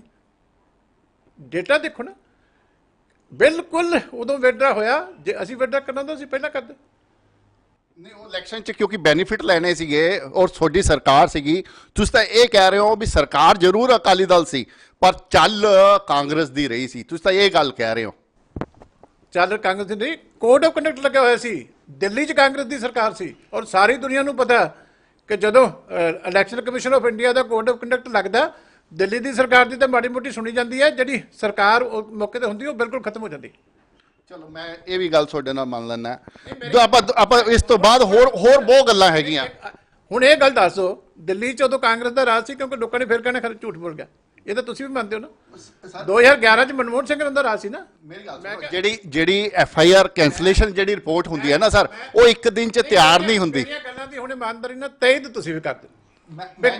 ਮੈਂ ਜਿਹੜੀ ਗੱਲ ਕਹਿ ਰਿਹਾ, ਮੈਂ ਜਿਹੜੀ ਗੱਲ ਕਹਿ ਰਿਹਾ, ਥੋੜੀ ਜੀ ਸਾਡੀ ਵੀ ਗੱਲ ਸੁਣਨਾ। ਰਾਜ ਮੈਂ ਠੀਕ ਕਹਿ ਰਿਹਾ ਨਾ, ਦਿੱਲੀ 'ਚ ਕਾਂਗਰਸ ਦਾ ਸੀ, ਕੋਡ ਆਫ ਕੰਡਕਟ ਲੱਗਿਆ ਸੀ ਕਿ ਨਹੀਂ? ਕੈਪਟਨ ਅਮਰਿੰਦਰ ਸਿੰਘ ਵਾਲੀ ਤੁਹਾਨੂੰ ਮੈਂ ਕੈਪਟਨ ਅਮਰਿੰਦਰ ਸਿੰਘ ਇੱਕ ਦਿਨ ਪਹਿਲਾਂ ਜਿੱਧਰ ਕੇਸ ਵਿਡਰਾ ਹੋਇਆ ਡੇਰੇ ਜਾ ਕੇ ਆਏ, ਡੇਰੇ ਨੇ ਹਮਾਇਤ ਦਿੱਤੀ। ਉਹ ਖਬਰਾਂ ਮੈਂ ਤੁਹਾਨੂੰ ਹੁਣੇ ਦੇਣਾ ਖਬਰਾਂ। ਨਹੀਂ, ਉਸ ਡੇਰੇ ਤੇ ਤਾਂ ਸਰਦਾਰ ਪ੍ਰਕਾਸ਼ ਸਿੰਘ ਬਾਦਲ ਵੀ ਗਏ ਹੋਏ ਨੇ, ਸੁਖਬੀਰ ਸਿੰਘ ਬਾਦਲ ਵੀ ਗਏ ਹੋਏ ਨੇ, ਹੋਰ ਅਕਾਲੀ ਲੀਡਰ ਵੀ ਉਸੇ ਡੇਰੇ ਤੇ ਗਏ ਹੋਏ ਨੇ। ਉਹ ਵੀ ਫੋਟੋਆਂ ਲੱਗੀਆਂ, ਉਹ ਵੀ ਖਬਰਾਂ ਲੱਗੀਆਂ ਸੀਗੀਆਂ। ਉਹ ਸੋਸ਼ਲ ਮੀਡੀਆ ਤੇ ਅੱਜ ਵੀ ਅਵੇਲੇਬਲ ਹੈ। ਹੁਣੇ ਕਰ ਲਓ। ਜੇ ਕੋਈ ਸਾਡਾ ਲੀਡਰ ਗਿਆ ਸੀ, ਉਹ ਜਦੋਂ ਹੁਕਮਨਾਮਾ ਹੋਇਆ ਸੀ ਉਸ ਤੋਂ ਪਹਿਲਾਂ ਦੀਆਂ। ਜੇ ਕੋਈ ਉਸ ਤੋਂ ਬਾਅਦ ਗਿਆ ਸੀ, ਉਹ ਅਕਾਲ ਤਖਤ ਤੇ ਜਾ ਕੇ ਮਾਫੀ ਮੰਗ ਕੇ ਆਇਆ। ਕੈਪਟਨ ਅਮਰਿੰਦਰ ਸਿੰਘ ਦਾ ਹੈਲੀਕਾਪਟਰ ਹੁਕਮਨਾਮੇ ਤੋਂ ਬਾਅਦ ਜਾ ਕੇ ਉਤਰਦਾ। ਦੋਨਾਂ ਗੱਲਾਂ 'ਚ ਫਰਕ ਹੈ। ਜੇ ਕੋਈ ਸਾਡਾ MLA ਗਿਆ ਸੀ ਤੇ ਉਹ ਸਾਰੇ ਜਣੇ ਜਾ ਕੇ ਉੱਥੇ ਮਾਫੀ ਮੰਗ ਕੇ ਆਏ, ਲੇਕਿਨ ਹੁਕਮਨਾਮੇ ਤੋਂ ਬਾਅਦ ਜਿਹੜਾ ਹਾਲੇ ਵੀ ਜਾ ਕੇ ਕੈਪਟਨ ਅਮਰਿੰਦਰ ਸਿੰਘ ਦੇ ਜਿਹੜੇ ਹੈਲੀਕਾਪਟਰ ਨੇ ਉਹ ਡੇਰੇ ਉਤਰਦੇ ਰਹੇ। ਇਹ ਵੀ ਤੁਸੀਂ ਮੀਡੀਆ ਦੇ ਵਿੱਚ ਚੰਗੀ ਤਰ੍ਹਾਂ ਦਿਖਾਓ। ਇਹ 15 ਦਾ ਮਾਮਲਾ ਹੈ, 17 ਤੱਕ ਅਕਾਲੀ BJP ਸਰਕਾਰ ਰਹੀ ਹੈ। ਇਸ ਮਾਮਲੇ 'ਚ FIR ਉਸੇ ਦਿਨ ਲਿਖ ਗਈ ਸੀ, ਪਰ ਉਸ ਤੇ ਇਨਵੈਸਟੀਗੇਸ਼ਨ ਹੋਈ ਨਹੀਂ। ਦੇਖੋ, ਇਨਵੈਸਟੀਗੇਸ਼ਨਾਂ ਹੋਈਆਂ, ਮੈਂ ਇਹ ਨਹੀਂ ਕਹਿੰਦਾ, ਲੇਕਿਨ ਇਨਵੈਸਟੀਗੇਸ਼ਨਾਂ ਜਿਹੜੀਆਂ ਨਾਲ ਦੀ ਨਾਲ ਚੈਲੰਜ ਹੁੰਦੀਆਂ ਰਹੀਆਂ। ਕੋਰਟਾਂ ਦੀ ਦਖਲਅੰਦਾਜ਼ੀ ਤੋਂ ਬਾਅਦ ਵੀ ਚੈਲੰਜ ਹੁੰਦੇ ਰਹੀਆਂ। 3 ਅਲੱਗ-ਅਲੱਗ ਕੇਸ ਸੀਗੇ, ਇੱਕ CBI ਕੋਲੇ ਸੀਗੇ, ਇੱਕ ਤੇ ਸਿੱਟ ਬਣੀ ਹੈ, ਇੱਕ ਤੀਜੀ ਇਹ ਸੀਗੀ। ਇਸ ਕਰਕੇ ਹੁਣ ਜਿਹੜੀ ਹੈ, ਜਦੋਂ ਤੋਂ ਲੈ ਕੇ ਸਰਕਾਰ ਬਣੀ ਹੈ, ਉਦੋਂ ਤੋਂ ਲੈ ਕੇ ਲਗਾਤਾਰ 4.25 ਸਾਲ ਫਿਰ ਇਹਦੀ ਜਾਂਚ ਚੱਲਦੀ ਰਹੀ। ਪਰ ਉਸ ਜਾਂਚ ਦੇ ਬਾਰੇ 'ਚ ਹਾਈ ਕੋਰਟ ਨੇ 99 ਪੇਜ ਦਿੱਤੇ ਕਿ ਜਾਂਚ ਕਿਹੜੀ ਚੱਲਦੀ ਪਈ ਸੀ, ਕਿ ਜਾਂਚ ਸੱਚਾਈ ਲੱਭਣ ਵਾਸਤੇ ਨਹੀਂ ਸੀ ਚੱਲਦੀ ਪਈ, ਜਾਂਚ ਦੇ ਉੱਤੇ ਰਾਜਨੀਤੀ ਹੋ ਰਹੀ ਸੀ। ਅਦਾਲਤ ਨੇ ਲਿਖਿਆ ਇਹ ਜਿਹੜਾ ਸਾਰਾ ਕੁਝ ਹੈ। ਜੇ ਕਿ ਇੱਕ ਸ਼ਬਦ ਕਹੋ ਤਾਂ ਮੈਂ ਤੁਹਾਨੂੰ ਪੜ੍ਹ ਕੇ ਸੁਣਾ ਦੇਣਾ। ਹੁਣ ਦੱਸੋ, ਹੁਣ SIT ਨਵੀਂ ਜਾਂਚ ਕਰ ਰਹੀ ਹੈ, ਕਰੇ। ਅਸੀਂ ਤਾਂ ਸ਼ੁਰੂ ਤੋਂ ਕਹਿੰਦੇ ਕਿ ਸਹੀ ਜੋ ਤੱਥ ਹੈਗੇ ਆ, ਜਿਹੜਾ ਉੱਥੇ ਦੋਸ਼ੀ ਹੈ ਲੱਭੋ। ਪਰ ਇਹਨਾਂ ਨੇ ਤੇ ਇੱਕ ਟੈਲੀਫੋਨ ਨੂੰ ਲੈ ਕੇ ਸਾਰੀ ਰਾਜਨੀਤੀ 'ਚ 4.25 ਸਾਲ ਕੱਢ ਦਿੱਤੇ, ਜਿਹਦਾ ਹਾਈ ਕੋਰਟ ਨੇ ਜੋ ਲਿਖਿਆ ਉਹ ਜੇ ਇਮਾਨਦਾਰੀ ਹੈ ਨਾ ਮਾੜੀ ਮੋਟੀ, ਤੇ ਇੱਕ ਵਾਰੀ ਪੜ੍ਹ ਕੇ ਆਪਣੇ ਮੂੰਹ ਤੋਂ ਸੁਣਾਓ। ਮੈਂ ਤਾਂ ਸੁਣਾ ਹੀ ਦੇਣਾ ਕਿ ਜੱਜ ਨੇ ਕਿਹਾ ਕਿ ਇੱਕ ਚੀਫ ਮਿਨਿਸਟਰ ਦੀ ਤਾਰੀਫ ਕਰਨ ਦੀ ਬਜਾਏ ਕਿ ਉਹਨੇ ਅੱਧੀ ਰਾਤੀ ਇੱਕ ਲਾਅ ਐਂਡ ਆਰਡਰ ਦੇ ਮਸਲੇ ਦੇ ਉੱਤੇ ਟੈਲੀਫੋਨ ਕਰਕੇ ਹਾਲਾਤ ਜਾਣਨ ਦੀ ਕੋਸ਼ਿਸ਼ ਕੀਤੀ ਕਿ ਤੁਸੀਂ ਉਲਟਾ ਇੱਥੇ ਰਾਜਨੀਤੀ ਕੀਤੀ। ਉਹਨਾਂ ਨੇ ਕਿਹਾ ਕਿ ਜੇ ਇਸ ਤਰ੍ਹਾਂ ਕਰੋਗੇ ਤੇ ਕੱਲ ਨੂੰ ਸਾਰੇ ਮੁੱਖ ਮੰਤਰੀ ਜਿਹੜੇ ਆ ਉਹ ਲਾਅ ਐਂਡ ਆਰਡਰ ਦੇ ਮਸਲੇ ਤੇ ਰੋਜ਼ ਤੁਸੀਂ ਅੰਦਰ ਕਰਿਆ ਕਰੋਗੇ, ਵੀ ਇਹ ਸ਼ੋਭਾ ਨਹੀਂ ਦਿੰਦਾ। ਇਹ ਲਿਖਿਆ ਨਾ ਜੱਜ ਸਾਹਿਬ ਨੇ। ਤੇ 4.25 ਸਾਲ ਕੀ ਹੁੰਦਾ ਸੀ? ਇਹੀ ਗੰਦ ਸੀ ਸਾਰਾ ਦਿਨ। ਕਦੀ ਹਾਈ ਕੋਰਟ 'ਚ ਰੌਲਾ ਜੀ, ਕਿੰਨੇ ਆਰਡਰ ਦਿੱਤੇ ਜੀ, ਕਿੰਨੇ ਆਰਡਰ ਦਿੱਤੇ ਜੀ, ਕਿੰਨੇ ਆਰਡਰ ਦਿੱਤੇ ਜੀ। ਤੇ ਹੁਣ ਅਦਾਲਤ ਨੇ ਦੱਸਤਾ ਕਿ ਇਸ ਤਰ੍ਹਾਂ ਨਹੀਂ ਆਰਡਰ ਜਾਂਦੇ ਹੁੰਦੇ। ਕੋਈ ਥੋੜ੍ਹੀ ਬਹੁਤੀ ਆਪਣੀ ਸੰਗ ਸ਼ਰਮ ਕਰੋ ਤੇ ਸਹੀ ਇਨਵੈਸਟੀਗੇਸ਼ਨ ਕਰੋ। ਤੇ ਹੁਣ ਇਨਵੈਸਟੀਗੇਸ਼ਨ ਬੈਠੀ ਹੈ, ਟੀਮ ਕਰ ਲਵੇ। ਚਲੋ ਮੈਂ ਇਹ ਬੇਅਦਬੀ ਵਾਲੇ ਮਾਮਲੇ ਤੋਂ ਹਟਦਾ, ਕਿਉਂਕਿ ਮੈਨੂੰ ਲੱਗ ਰਿਹਾ ਤੁਸੀਂ ਥੋੜਾ ਜਿਹਾ ਨਾਰਾਜ਼ ਹੋ ਗਏ ਹੋ। ਤੇ ਮੈਂ ਦੂਜੇ ਮਸਲੇ ਤੇ ਆਨਾ ਵੀ ਸੁਖਵੀਰ ਸਿੰਘ, ਤੁਹਾਡੇ ਕੋਲ ਜਿਹੜੇ ਸਵਾਲ ਹੈਗੇ ਨੇ ਹਾਲੇ ਇੱਥੇ ਹੋਰ ਤਾਂ ਤੁਸੀਂ ਕਰੋ, ਮਸਲਾ ਡਿਸਕਸ ਕਰੋ। ਮੇਰੀ ਸਿਰਫ ਤੁਹਾਨੂੰ ਇੰਨੀ ਹੈ ਕਿ ਸੈਂਸੇਸ਼ਨ ਬਹੁਤ ਹੋ ਗਈ। ਇਹ ਬਹੁਤ ਗੰਭੀਰ ਮੁੱਦਾ। ਜਦੋਂ ਅਸੀਂ ਇੱਥੋਂ ਤੱਕ ਕਹਿ ਦਿੱਤਾ ਨਾ ਜਾ ਕੇ ਅਕਾਲ ਤਖਤ ਸਾਹਿਬ ਤੇ ਕਿ ਜਿਹਨੇ ਬੇਅਦਬੀ ਕੀਤੀ ਉਹਦਾ ਕੱਖ ਨਾ ਰਵੇ, ਤੇ ਜਿਹੜਾ ਇੱਥੇ ਰਾਜਨੀਤੀ ਕਰੇ ਉਹਦਾ ਵੀ ਕੱਖ ਨਾ ਰਵੇ, ਤੇ ਇਹਦੇ 'ਚ ਬੜੀ ਗੰਭੀਰਤਾ ਸੀ ਇਸ ਗੱਲ ਦੇ ਵਿੱਚ। ਇਸ ਕਰਕੇ ਮੈਂ ਤੁਹਾਨੂੰ ਬੇਨਤੀ ਕਰਦਾ ਕਿ ਜਿਹੜੇ ਸਹੀ ਤੱਥ ਹੈ ਘੱਟੋ ਘੱਟ ਉਹ ਤਾਂ ਨਾਲ ਲੋਕਾਂ ਨੂੰ ਦੱਸੋ ਨਾ। ਉਹਨਾਂ ਦੀ ਤਾਂ ਡਿਊਟੀ ਆ, ਉਹ ਤਾਂ ਗੁੰਮਰਾਹ ਕਰਨਗੇ। ਉਹ ਤਾਂ ਕੀ ਕੁਝ ਕਰਦੇ ਪਏ ਆ ਹੁਣ ਆਪਣੇ MLA ਨਾਲ ਤੇ ਆਪਣੇ ਮੰਤਰੀਆਂ ਨਾਲ ਤੁਹਾਡੇ ਸਾਹਮਣੇ ਆ। ਤੇ ਹੁਣ ਕਿਹੜੇ ਪਾਸੇ ਜਾ ਰਿਹਾ? ਕੱਖ ਨਹੀਂ ਰਹਿਣ ਵਾਲੇ ਪਾਸੇ ਜਾ ਰਿਹਾ ਨਾ। ਇਸ ਕਰਕੇ ਜਿਹੜੇ ਕੁਦਰਤ ਦੇ ਸੰਦੇਸ਼ ਨੇ ਉਹਨਾਂ ਨੂੰ ਵੀ ਸਮਝਣਾ ਚਾਹੀਦਾ। ਸੁਖਵੀਰ ਸਿੰਘ ਬਾਦਲ ਰੈਲੀਆਂ ਕਰਕੇ ਵੱਖ-ਵੱਖ ਜਗ੍ਹਾ ਤੇ, ਹਾਲੇ ਤਾਂ 8-9 ਮਹੀਨੇ ਪਏ ਆ ਇਲੈਕਸ਼ਨ 'ਚ, ਪਰ ਵੱਖ-ਵੱਖ ਜਗ੍ਹਾ ਤੇ ਕੈਂਡੀਡੇਟ ਜਿਹੜੇ ਆ ਅਨਾਊਂਸ ਕਰਨੇ ਸ਼ੁਰੂ ਕਰ ਦਿੱਤੇ। ਇਸ ਦੇ ਪਿੱਛੇ ਕੀ ਰਾਜਨੀਤੀ ਹੈ? ਕੋਈ ਰਾਜਨੀਤੀ ਨਹੀਂ, ਪਾਰਟੀ ਦਾ ਕੰਮ ਹੈ। ਅਸੀਂ ਪਾਰਟੀ ਦਾ ਕੰਮ ਕਰਦੇ ਪਏ ਹਾਂ। ਪ੍ਰਧਾਨ ਸਾਹਿਬ ਜਿਹੜੇ ਹੈਗੇ ਆ ਉਹਨੂੰ ਹੱਕ ਹੈ, ਪ੍ਰਧਾਨ ਨੂੰ। ਪ੍ਰਧਾਨ ਸਾਹਿਬ ਐਵੇਂ ਨਹੀਂ ਜਾਂਦੇ। ਕਿਸੇ ਵੀ ਹਲਕੇ 'ਚ ਕੋਈ ਫੈਸਲੇ ਹੁੰਦੇ ਆ, ਪਹਿਲਾਂ ਪਾਰਟੀ ਲੀਡਰਸ਼ਿਪ ਨਾਲ ਅਸੀਂ ਲਗਾਤਾਰ ਸਲਾਹ ਕਰਦੇ। ਅਸੀਂ 2 ਦਿਨ ਦਾ ਲਗਾਤਾਰ ਸਵੇਰ ਤੋਂ ਬਹਿ ਕੇ ਸੈਸ਼ਨ ਕੀਤਾ। ਸਾਰਾ ਕੁਝ ਪਾਰਟੀ ਦੀ ਰਣਨੀਤੀ ਲਈ ਨਾ। ਆ ਹੁਣ ਵਿੱਚ ਅਸੀਂ ਆ 3-4 ਦਿਨ ਪਹਿਲਾਂ 2 ਦਿਨ ਲਗਾਤਾਰ ਸੀਨੀਅਰ ਲੀਡਰਸ਼ਿਪ ਬੈਠੀ ਹੈ ਪਾਰਟੀ ਦਫ਼ਤਰ ਦੇ ਵਿੱਚ ਸਵੇਰ ਤੋਂ ਸ਼ਾਮ ਤੱਕ ਵਿਚਾਰਾਂ ਕੀਤੀਆਂ ਤੇ ਇਹੀ ਵਿਚਾਰਾਂ ਕਰਦੇ ਆ ਸਾਰਾ ਦਿਨ। ਇਸ ਕਰਕੇ ਸਾਡੀ ਰਣਨੀਤੀ ਤੇ ਹੈ ਕਿ ਜਿਹੜੇ ਪਾਰਟੀ ਦੇ ਵਧੀਆ ਉਮੀਦਵਾਰ ਹੈ, ਚੰਗੇ ਉਮੀਦਵਾਰ ਹੈ, ਜਿੱਤਣ ਵਾਲੇ ਉਮੀਦਵਾਰ ਹੈ, ਉਹ ਪਾਰਟੀ ਦੇ ਖੜੇ ਕਰਨੇ। ਇਸ ਕਰਕੇ ਉਹ ਅਸੀਂ ਇਕੱਠੇ ਅਨਾਉਂਸ ਕਰ ਦਈਏ, ਅਸੀਂ ਇੱਕ ਇੱਕ ਕਰਕੇ ਅਨਾਉਂਸ ਕਰਤੀ, ਉਹ ਪਾਰਟੀਆਂ ਦਾ ਆਪਣਾ ਰਾਈਟ ਹੁੰਦਾ। ਨਹੀਂ, ਰਾਈਟ ਪਾਰਟੀ ਦਾ ਹੀ ਹੈ। ਪਰ ਕਿਹਾ ਇਹ ਜਾ ਰਿਹਾ ਵੀ ਜਿਹੜੀ ਪਾਰਟੀ ਦੇ ਵਿੱਚ ਭਜਦੜ ਮੱਚੀ ਹੋਈ ਆ ਉਹਨੂੰ ਰੋਕਣ ਲਈ ਅਜਿਹੀਆਂ ਅਨਾਉਂਸਮੈਂਟਾਂ ਹੋ ਰਹੀਆਂ। ਭੱਜ ਦੌੜ ਕਿਹੜੀ ਪਾਰਟੀ 'ਚ ਮੱਚੀ ਹੋਈ ਹੈ? ਮੈਂ ਤਾਂ ਤੁਹਾਡੀ ਆਬਜ਼ਰਵੇਸ਼ਨ ਤੇ ਹੈਰਾਨ। ਇੱਕ ਪਾਰਟੀ ਦੇ ਮੰਤਰੀ ਪ੍ਰੈਸ ਕਾਨਫਰੰਸਾਂ ਕਰ ਰਹੇ ਆ ਕਾਂਗਰਸ ਪਾਰਟੀ ਦੇ ਸਰਕਾਰ ਦੇ ਕਿ ਸਾਨੂੰ ਵਿਜੀਲੈਂਸ ਦੀਆਂ ਧਮਕੀਆਂ ਮਿਲ ਰਹੀਆਂ ਕਿ ਤੁਹਾਡੀਆਂ ਫਾਈਲਾਂ ਖੋਲ੍ਹ ਰਹੀਆਂ। ਇੱਕ ਪਾਰਟੀ ਦੇ ਐਮਐਲਏ ਜਿਹੜੇ ਆ ਜਾ ਕੇ ਮੀਡੀਆ ਦੇ ਵਿੱਚ ਰੋ ਰਹੇ ਆ ਕਿ ਮੁੱਖ ਮੰਤਰੀ ਦਾ ਓਐਸਡੀ ਸਾਨੂੰ ਧਮਕੀ ਦਿੰਦਾ ਕਿ ਤੇਰੀ ਫਾਈਲ ਬਣ ਗਈ, ਹੁਣ ਤੈਨੂੰ ਧੱਕਾਂਗੇ। ਤੇ ਭੱਜ ਦੌੜ ਤੁਸੀਂ ਸਾਨੂੰ ਕਹੀ ਜਾਂਦੇ ਹੋ, ਸਾਡੇ ਤਾਂ ਸ਼ਾਂਤ ਪਈ ਹੈ, ਕੋਈ ਸਾਡੇ ਤਾਂ ਕਿਸੇ ਤਰ੍ਹਾਂ ਦੇ ਕੋਈ ਰੌਲਾ ਨਹੀਂ। ਤੁਸੀਂ ਮੇਰੇ ਖਿਆਲ ਗਲਤ ਅੱਜ ਕੁਐਸਚਨ ਮੇਰੇ ਖਿਆਲ ਕਾਂਗਰਸ ਦੇ ਸੀ ਪੁੱਛੇ ਮੈਨੂੰ ਜਾਂਦੇ ਹੋ। ਇਹ ਤਾਂ ਜਾਖੜ ਸਾਹਿਬ ਨੂੰ ਪੁੱਛੋ ਨਾ, ਜਿਹੜੇ ਕਹਿੰਦੇ ਪਏ ਆ ਕਿ ਕਿਸੇ ਦੀ ਇਨਕੁਆਇਰੀ ਨਹੀਂ ਚੱਲਦੀ, ਅਫਵਾਹਾਂ ਆ। ਵਿਜੀਲੈਂਸ ਸਰਕਾਰ ਦੇ ਅਧੀਨ ਹੈ ਤੇ ਜਵਾਬ ਕਾਂਗਰਸ ਦਾ ਪ੍ਰਧਾਨ ਦੇ ਰਿਹਾ ਵੀ ਜਿਵੇਂ ਵਿਜੀਲੈਂਸ ਮੇਰੇ ਅਧੀਨ ਹੈ। ਉਹਨਾਂ ਨੂੰ ਕਹੋ ਵੀ ਆਪਣੇ ਐਮਐਲਏ ਨੂੰ ਤਾਂ ਪੁੱਛ ਲਓ ਵੀ ਕੀ ਕਿਹੜੇ ਭਾਅ ਵਿਕਦੀ ਪਈ ਆ। ਸ਼੍ਰੋਮਣੀ ਅਕਾਲੀ ਦਲ ਟਕਸਾਲੀ ਬਣਿਆ, ਸ਼੍ਰੋਮਣੀ ਅਕਾਲੀ ਦਲ ਡੈਮੋਕ੍ਰੇਟਿਕ ਬਣਿਆ, ਇਹ ਵੀ ਅਕਾਲੀ ਦਲ ਦੇ ਲੀਡਰ ਸੀਗੇ। ਔਰ ਇਹ ਵੀ ਜਦੋਂ ਸਰਕਾਰ ਜਦੋਂ ਹਟ ਗਈ, ਜਦੋਂ ਦੇਖਿਆ ਵੀ ਇਲੈਕਸ਼ਨ 'ਚ ਬਹੁਤ ਬੁਰਾ ਹਾਲ ਹੋਇਆ, ਲੋਕਾਂ 'ਚ ਮੈਸੇਜ ਜਿਹੜਾ ਬੜਾ ਗਲਤ ਗਿਆ, ਉਸ ਤੋਂ ਬਾਅਦ ਇਹੀ ਜਿਹੜੀਆਂ ਪਾਰਟੀਆਂ ਇਹ ਅਕਾਲੀ ਦਲ 'ਚੋਂ ਹੀ ਨਿਕਲ ਕੇ ਬਣੀਆਂ। ਇਹੀ ਭਜਦੜ ਦੀ ਮੈਂ ਗੱਲ ਕਰ ਰਿਹਾ। ਅੱਛਾ, ਦੋ ਪਾਰਟੀਆਂ ਬਣੀਆਂ, ਦੋਨੇ ਖਤਮ ਹੋ ਗਈਆਂ? ਨਹੀਂ, ਦੋਨੋਂ ਇਕੱਠੀਆਂ ਹੋ ਗਈਆਂ। ਗੱਲ ਤਾਂ ਪਹਿਲਾਂ ਖਤਮ ਹੋ ਗਈਆਂ ਤੇ ਹੁਣ ਦੋਨੇ ਵਿਚਾਰੇ ਇਕੱਠੇ ਹੋ ਗਏ। ਕੋਈ ਗੱਲ ਨਹੀਂ, ਉਹਨਾਂ ਦਾ ਰਾਈਟ ਆ ਆਪਣਾ, ਪਬਲਿਕ ਕੋਲੇ ਜਾਣਗੇ। ਇਹ ਪਬਲਿਕ ਨੇ ਦੇਖਣਾ ਕਿ ਬੜੇ ਅਕਾਲੀ ਦਲ ਪਹਿਲਾਂ ਵੀ ਬਣੇ, ਤੈਨੂੰ ਮੈਂ ਲਿਸਟ ਗਿਣਾਉਣ ਲੱਗਾ ਤਾਂ ਬੜੀ ਵੱਡੀ ਹੋ ਜਾਏਗੀ। ਹਮੇਸ਼ਾ ਪਾਰਟੀਆਂ ਦੇ ਵਿੱਚੋਂ ਲੀਡਰ ਜਾਂਦੇ ਰਹੇ, ਵਾਪਸ ਆਉਂਦੇ ਰਹੇ, ਕੋਈ ਨਵੀਂ ਗੱਲ ਨਹੀਂ ਹੈ। ਪਰ ਕਦੀ ਵੀ ਲੋਕਾਂ ਨੇ ਸ਼੍ਰੋਮਣੀ ਅਕਾਲੀ ਦਲ ਤੋਂ ਇਲਾਵਾ ਕਿਸੇ ਨੂੰ ਵੀ ਮਾਨਤਾ ਨਹੀਂ ਦਿੱਤੀ। ਸ਼੍ਰੋਮਣੀ ਗੁਰਦੁਆਰਾ ਪ੍ਰਬੰਧਕ ਕਮੇਟੀ ਦੀ ਚੋਣ ਹੁੰਦੀ ਹੈ, ਉਹ 'ਚ ਵੀ ਕਈ ਗਰੁੱਪ ਬਣਦੇ ਆ, ਬੜੇ ਖੜੇ ਹੁੰਦੇ ਆ। ਪਰ 100 ਸਾਲ ਹੋ ਗਿਆ, ਰੱਬ ਦੀ ਮਿਹਰ ਹੈ ਕਿ ਸਿਵਾਏ ਸ਼੍ਰੋਮਣੀ ਅਕਾਲੀ ਦਲ ਤੋਂ ਸੰਗਤ ਨੇ ਕਦੀ ਕਿਸੇ ਨੂੰ ਮਾਨਤਾ ਨਹੀਂ ਦਿੱਤੀ। ਇਸ ਕਰਕੇ ਕੋਈ ਗੱਲ ਨਹੀਂ, ਹਰ ਇੱਕ ਦਾ ਹੱਕ ਹੈ, ਡੈਮੋਕ੍ਰੇਸੀ ਹੈ। ਜੇ ਉਹ ਆਪਣੀ ਬਣਾਉਣਾ ਚਾਹੁੰਦੇ ਆ, ਸਾਡੀਆਂ ਸ਼ੁਭ ਇਛਾਵਾਂ, ਉਹ ਆਪਣੀ ਮਿਹਨਤ ਕਰਨਗੇ, ਅਸੀਂ ਆਪਣੀ ਕਰਾਂਗੇ। ਪਰ ਇਹ ਪਾਰਟੀ ਹੈ, ਬੜੀ ਪੁਰਾਣਾ ਇਤਿਹਾਸ ਹੈ, ਇਸ ਕਰਕੇ ਇਹਨਾਂ ਨਿੱਕੇ ਨਿੱਕੇ ਗੱਲਾਂ ਨਾਲ ਪਾਰਟੀ ਨੂੰ ਬਹੁਤਾ ਫਰਕ ਨਹੀਂ ਪੈਂਦਾ। ਸਰ, ਸ਼੍ਰੋਮਣੀ ਅਕਾਲੀ ਦਲ ਜਿਹੜੇ ਹੁਣ ਇਲੈਕਸ਼ਨ ਦੇ ਕੈਂਡੀਡੇਟ ਵੀ ਅਨਾਉਂਸ ਕਰਨੇ ਸ਼ੁਰੂ ਕਰ ਦਿੱਤੇ, ਪ੍ਰਚਾਰ ਵੀ ਇੱਕ ਤਰ੍ਹਾਂ ਦਾ ਆਪਾਂ ਮੰਨ ਲਈਏ ਸ਼ੁਰੂ ਹੋ ਗਈਆਂ, ਰੈਲੀਆਂ ਸ਼ੁਰੂ ਹੋ ਗਈਆਂ, ਧਰਨੇ ਸ਼ੁਰੂ ਹੋ ਗਏ, ਤੇ ਕੀ ਸ਼੍ਰੋਮਣੀ ਅਕਾਲੀ ਦਲ ਜਿਹੜਾ ਇਹ ਇਲੈਕਸ਼ਨ ਹੈ ਇਹ ਇਕੱਲੇ ਲੜੇਗੀ? ਇਹ ਫੈਸਲੇ ਪਾਰਟੀ ਦੇ ਹਾਈਕਮਾਂਡ ਬੈਠ ਕੇ ਕਰੇਗੀ। ਹਾਲੇ ਕਿਉਂਕਿ ਇਲੈਕਸ਼ਨ ਨੂੰ 6-7 ਮਹੀਨੇ ਰਹਿੰਦੇ ਆ, ਨੇੜੇ ਜਾ ਕੇ ਇਹ ਫੈਸਲੇ ਹੁੰਦੇ ਆ, ਸੰਭਾਵਨਾਵਾਂ ਕੀ ਬਣਦੀਆਂ, ਤੁਸੀਂ ਕੋਈ ਸੀਟਾਂ ਕਿਸੇ ਨਾਲ ਸਾਂਝੀਆਂ ਕਰਨੀਆਂ ਨਹੀਂ ਕਰਨੀਆਂ, ਇਹ ਜਦੋਂ ਇਲੈਕਸ਼ਨ ਨੇੜੇ ਸਮਾਂ ਆਏਗਾ ਤਾਂ ਉਦੋਂ ਫੈਸਲਾ ਹੋਵੇਗਾ। ਲੱਗ ਰਿਹਾ ਵੈਸੇ ਕੋਈ ਸੰਭਾਵਨਾ ਨਜ਼ਰ ਆ ਰਹੀ ਹੈ, ਕਿਉਂਕਿ ਨਾਮ ਕਈ ਚੱਲ ਰਹੇ ਨੇ। ਨਹੀਂ, ਹੋ ਸਕਦੀ ਹੈ, ਇਹ ਮੈਂ ਇਸ ਗੱਲ ਨੂੰ ਰੂਲ ਆਊਟ ਨਹੀਂ ਕਰਦਾ, ਪਰ ਇਹ ਸਾਰੇ ਜਿਹੜੇ ਹਾਲਾਤ ਦਾ ਜਾਇਜ਼ਾ ਲੈ ਕੇ ਤੇ ਪਾਰਟੀ ਦੀ ਜਿਹੜੀ ਕੋਰ ਕਮੇਟੀ ਆ ਉਹ ਫੈਸਲਾ ਕਰੇਗੀ। ਅਗਰ ਕੋਈ ਚਰਚਾ ਚੱਲ ਰਹੀ ਆ ਤਾਂ ਉਸ 'ਚ ਕਿਹੜੀ ਕਿਹੜੀ ਪਾਰਟੀਆਂ ਆਪਾਂ ਇਹ ਮੰਨੀਏ ਵੀ ਜਿਸ ਨੂੰ ਲੈ ਕੇ ਵਿਚਾਰ ਵਟਾਂਦਰਾ ਚੱਲ ਰਿਹਾ? ਇਹ ਮੇਰੇ ਖਿਆਲ ਇਹ ਇੰਟਰਨਲ ਪਾਰਟੀ ਦੇ ਗੱਲਾਂ ਹੁੰਦੀਆਂ, ਇਹਦੇ ਤੇ ਮੈਂ ਮੀਡੀਆ 'ਚ ਕਮੈਂਟ ਕਰਨਾ ਠੀਕ ਨਹੀਂ ਸਮਝਦਾ। ਪਰ ਕੁਦਰਤੀ ਗੱਲ ਹੈ, ਸੰਭਾਵਨਾਵਾਂ ਹੁੰਦੀਆਂ ਨੇ ਹਮੇਸ਼ਾ, ਤੇ ਉਹ ਜਦੋਂ ਪਾਰਟੀ ਜੋ ਬਿਹਤਰ ਸਮਝੇਗੀ ਉਹ ਸਾਰਿਆਂ ਦੀ ਰਾਏ ਲੈ ਕੇ ਉਦੋਂ ਕੋਰ ਕਮੇਟੀ ਫੈਸਲਾ ਕਰੇਗੀ। ਜਿਹੜਾ ਬੇਅਦਬੀ ਮਾਮਲਾ ਹੈ, ਇਸ 'ਚ ਪਾਰਟੀ ਹਮੇਸ਼ਾ ਹੀ ਬਚਾਵ ਦੀ ਮੁੰਦਰਾ 'ਚ ਰਹੀ ਹੈ ਸ਼੍ਰੋਮਣੀ ਅਕਾਲੀ ਦਲ, ਚਾਹੇ ਪਿਛਲਾ ਇਲੈਕਸ਼ਨ ਲੈ ਲਓ, ਚਾਹੇ ਹੁਣ ਵਾਲਾ ਆਪਾਂ ਇਲੈਕਸ਼ਨ ਜਿਹੜਾ ਹੈ ਵੀ ਬਚਾਵ ਦੀ ਮੁੰਦਰਾ 'ਚ ਰਹੀ ਹੈ। ਤੇ ਹੁਣ ਕੀ ਅਟੈਕ ਦੀ ਮੁੰਦਰਾ 'ਚ ਕਿਸ ਟਾਈਮ ਆਏਗੀ ਪਾਰਟੀ? ਦੇਖੋ, ਅਟੈਕ ਦੀ ਮੁੱਦਰਾ 'ਚ ਤਾਂ ਪਾਰਟੀ ਤਾਂ ਹੈ ਨਾ ਕਿ ਅਸੀਂ ਇਸ ਇਹੋ ਜਿਹੇ ਸੰਵੇਦਨਸ਼ੀਲ ਮੁੱਦੇ ਨੂੰ ਰਾਜਨੀਤੀ ਦਾ ਮੁੱਦਾ ਬਣਾਉਣਾ ਹੋਵੇ ਤਾਂ, ਜੇ ਕਿਤੇ ਗੁਰੂ ਗ੍ਰੰਥ ਸਾਹਿਬ ਦੀ ਬੇਅਦਬੀ ਹੋਈ ਹੈ ਤਾਂ ਕੀ ਉਹ ਸਾਨੂੰ ਰਾਜਨੀਤੀ ਦਾ ਮੁੱਦਾ ਬਣਾਉਣਾ ਚਾਹੀਦਾ? ਇਹ ਤਾਂ ਬਣਾਉਣ ਵਾਲਿਆਂ ਨੂੰ ਸ਼ਰਮ ਹੋਣੀ ਚਾਹੀਦੀ ਹੈ। ਅਟੈਕ ਤੁਸੀਂ ਉਹ ਨਹੀਂ ਕਹਿੰਦੇ ਨਾ ਵੀ ਅਸੀਂ ਇਦਾਂ ਦੇ ਮੁੱਦੇ ਨੂੰ ਗਲਤ ਰੰਗਤ ਦੇਈਏ, ਕੋਈ ਕਿਸੇ ਦੇ ਚਿੱਕੜ ਸੁੱਟੀਏ। ਅਸੀਂ ਤਾਂ ਸ਼ੁਰੂ ਤੋਂ ਕਹਿ ਰਹੇ ਹਾਂ ਵੀ ਜਿੰਨੇ ਕੀਤਾ ਉਹਦਾ ਕੱਖ ਨਾ ਰਵੇ, ਜਿਹੜਾ ਇਹਨੂੰ ਯੂਜ਼ ਕਰਦਾ ਉਹਦਾ ਵੀ ਕੱਖ ਨਾ ਰਵੇ, ਤੇ ਅਸੀਂ ਕਿਉਂ ਇਹਨੂੰ ਅਟੈਕ ਦੇ ਤੌਰ ਤੇ ਵਰਤਾਂਗੇ? ਇਹ ਕੋਈ ਰਾਜਨੀਤੀ ਦੇ ਮੁੱਦੇ ਨੇ? ਇਹ ਤਾਂ ਉਹਨਾਂ ਲੋਕਾਂ ਨੂੰ ਸੰਕੋਚ ਕਰਨਾ ਚਾਹੀਦਾ ਸੀ ਜਿਨ੍ਹਾਂ ਨੇ ਇਹਨੂੰ ਰਾਜਨੀਤਿਕ ਮੁੱਦਾ ਬਣਾਇਆ। ਰਾਜਨੀਤਿਕ ਮੁੱਦਾ ਨਹੀਂ ਸੀ, ਇਹ ਸਭ ਦਾ ਸਾਂਝਾ ਮੁੱਦਾ। ਕੋਈ ਵੀ ਸਿੱਖ ਹੈ ਕਿਸੇ ਵੀ ਪਾਰਟੀ ਦੇ ਵਿੱਚ ਹੈ ਉਹ ਗੁਰੂ ਦੀ ਬੇਅਦਬੀ ਨਹੀਂ ਟਾਲਰੇਟ ਕਰ ਸਕਦਾ।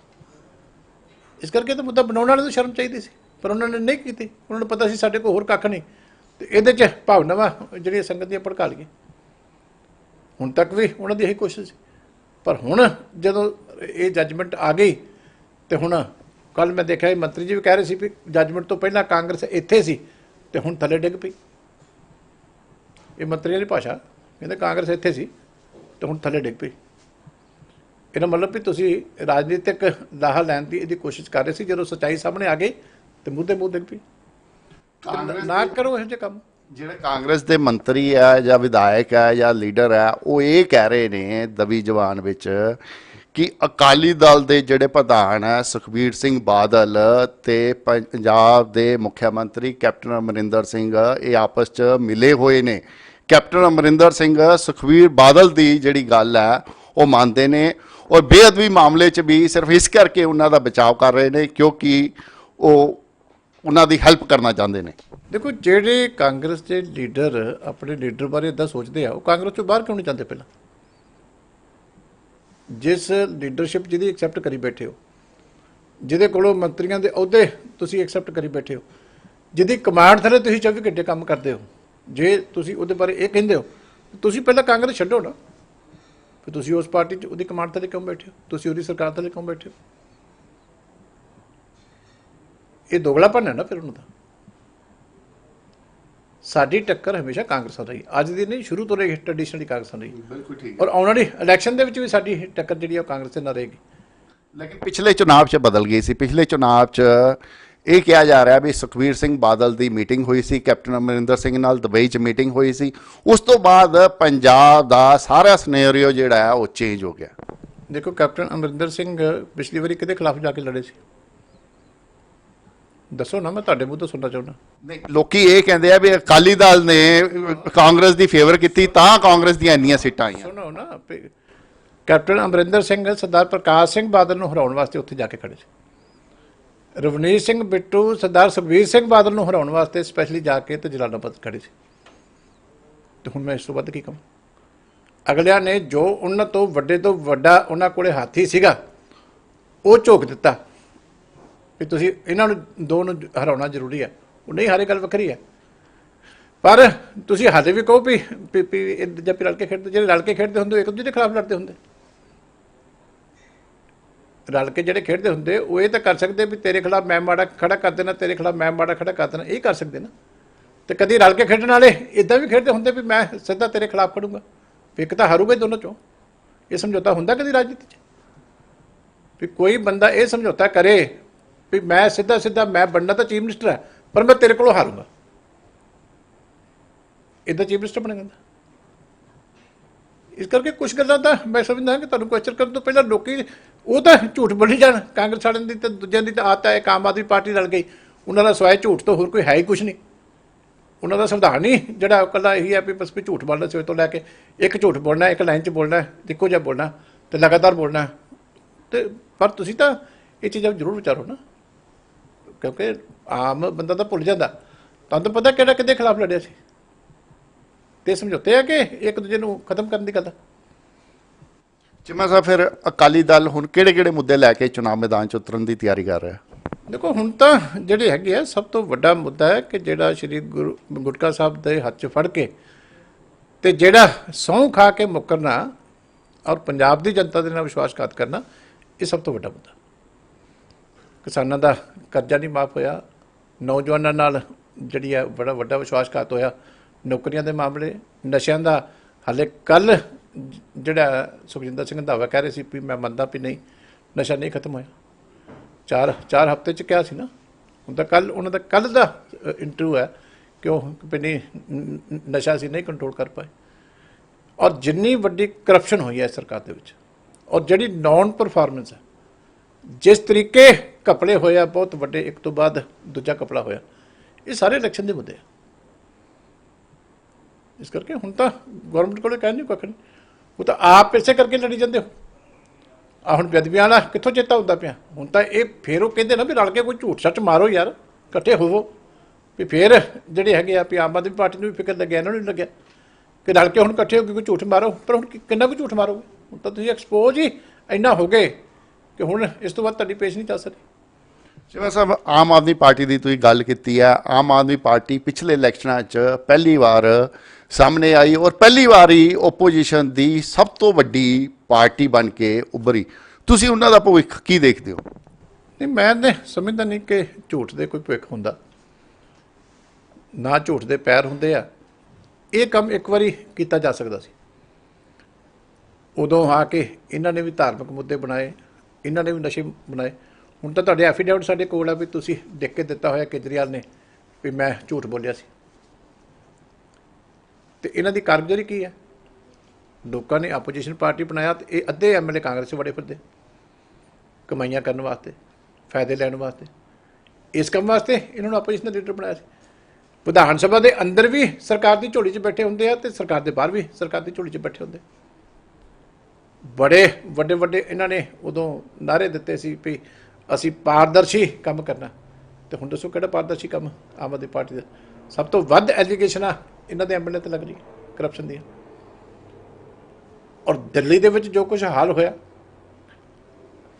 ਕਰੋੜਾਂ ਰੁਪਇਆਂ ਦੀ ਐਡ, 150 200 ਕਰੋੜ ਰੁਪਏ ਦੀ ਮਹੀਨੇ ਦੀ ਐਡ ਦੇ ਕੇ ਤੇ ਇੱਥੇ ਪੰਜਾਬ ਦੀ ਜਨਤਾ 'ਤੇ ਪ੍ਰਭਾਵ ਪਾਉਣ ਦੀ ਕੋਸ਼ਿਸ਼ ਕੀਤੀ। ਦਿੱਲੀ ਦੀਆਂ ਸਿਹਤ ਸਹੂਲਤਾਂ ਜਿਹੜੀਆਂ ਨੇ ਉਹ ਤਾਂ ਅਸੀਂ ਵਰਲਡ ਦੇ ਵਿੱਚ ਇੱਕ ਰਿਕਾਰਡ ਕਰਤਾ।